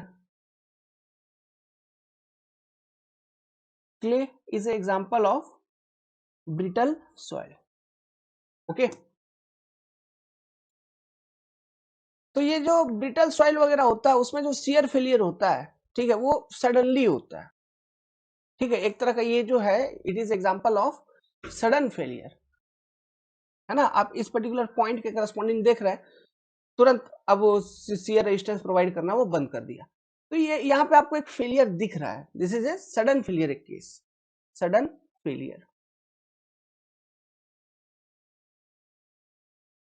अब यहाँ पे देखिए जैसे डेंस सैंड का है, यहाँ पर भी जो आपको फेलियर है ना, शियर फेलियर ऑफ सॉइल, वो बहुत अच्छे तरीके से ऑब्जर्व हो रहा है कि आप जैसे जैसे शियर स्ट्रेस लगाते हुए चल रहे हो रेस्पॉन्स दे रहा है, मतलब रेजिस्टेंस प्रोवाइड कर रहा है और एक पर्टिकुलर टाइम पे इंटरलॉकिंग फेल हो गया। जब इंटरलॉकिंग जैसे फेल होता है फेलियर हो गया, मतलब शियर फेलियर हो गया, या मतलब इस पर्टिकुलर पॉइंट के करस्पॉन्डिंग आप यही कहेंगे ना कि शियर फेलियर हो गया है सैंड में। अब शियर फेलियर, शियर फेलियर मतलब एक क्लियर फेलियर पैटर्न आप ऑब्जर्व कर पा रहे हैं, है ना। एक क्लियर इन दोनों केसेस में, जैसे वो सडन फेलियर का केस हो रहा है ब्रिटल सॉइल के अंदर, या ये डेंस सैंड के अंदर आपको जब इंटरलॉकिंग ब्रेक कर रहा है तो वहां पे शियर फेलियर हो रही है सॉइल की, तो एक क्लियर शियर फेलियर आप ऑब्जर्व कर पा रहे हो। क्लियर, मैं यहाँ पे लिखता हूँ, देखा ये सब इंपॉर्टेंट है, ये जो वर्ड मैं बोल रहा हूँ जिस तरह से समझा के, ये सब पूछता है एग्जाम में, है ना, कि किस सॉइल में क्लियर फेलियर आपको देखने को मिलेगा, किस में क्लियर फेलियर नहीं है, ऐसा तो ध्यान रहेगा ना, इसलिए मैं कर्व के ऊपर ही लिख देता हूँ। तो एक clear failure pattern, failure pattern is observed,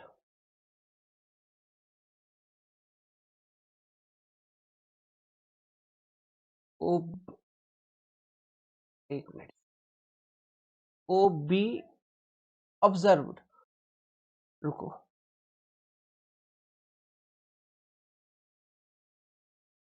observed, है ना। एक clear failure pattern is observed in both case, brittle soil के केस में भी और आपका डेंस सैंड के केस में भी। लेकिन ये जो लूज सैंड है और प्लास्टिक क्ले है, no clear failure, no clear failure pattern. कह सकते हैं हम, है ना, मतलब किस पर्टिकुलर पॉइंट पे क्लियरली फेल हो रहा है, मतलब कि रेजिस्टेंस, जैसे आप लोड लगा रहे हो, लोड लगाते चल रहे हो, लोड लगाते चल रहे हो, वो रेजिस्टेंस देते चल रहा है, थोड़ा थोड़ा डिफॉर्मेशन हो रहा है, लोड लगा रहे हो, रेजिस्टेंस देते चल रहा है, थोड़ा थोड़ा डिफॉर्मेशन हो रहा है, और फिर उसके बाद अचानक से वो मैक्सिमम जितना रेजिस्टेंस वो ऑफर कर सकता था, उतना ऑफर करने के बाद फिर कुछ भी ऑफर नहीं कर पा रहा है ना, उसका जो क्या है स्ट्रेस वैल्यू, रेजिस्टेंस वैल्यू वो कम होते हुए चल रहा है। तो वो जो पॉइंट है जहां पे ये चीज, जिसके बाद ये चीज आपको ऑब्जर्व हो रहा है, that is the point indicating the clear failure in shear of those type of soil, but in case of plastic clay, in case of loose sand, देखिए चलता हुआ चल रहा है, ऐसे इस तरह से कर्व है, मतलब कहां पे क्लियर फेलियर हुआ है वो आइडेंटिफाई नहीं हो पाता। ओके, सो इसलिए हम कहते हैं no clear failure pattern is observed.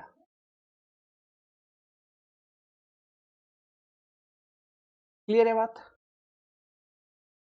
चीजें समझ में आई, है ना। एग्जाम में आते हैं क्वेश्चन,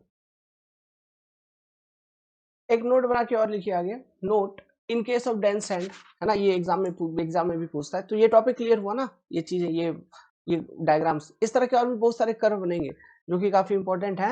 हाँ, यहाँ से ये कर्व वगैरह पूछते हैं, ठीक है, इस चैप्टर में बहुत सारा कर्व वगैरह बनेगा जो कि काफी इंपॉर्टेंट है। तो ये डायग्राम्स क्लियर हुआ, ऑब्जेक्टिव क्वेश्चन आंसर कर सकते हो। आगे, in case of dense sand since interlocking effect is high, dense sand के केस में चूंकि इंटरलॉकिंग का इफेक्ट बहुत ज्यादा होता है, that is 20 to 25% of total बताया था, total resistance against shear, so at failure this interlocking break first, जब फेलियर होती है तो सबसे पहले ये इंटरलॉकिंग टूटता है डेंस सैंड के केस में, and decrease in shear strength is recorded after breaking of interlocking, that is clear failure, clear failure, आपको यहाँ पे क्लियर फेलियर ऑब्जर्व होगा। क्लियर है, आगे, the interlocking breaks approximately at 5 to 6% of shear strain, 5 to 6% of shear strain के corresponding आपका interlocking break हो जाता है। समझ में आया बात, वेल, तो ये कुछ कॉन्सेप्ट्स थे। अब हम देखेंगे मोहर सर्कल का कॉन्सेप्ट, है ना, चलिए।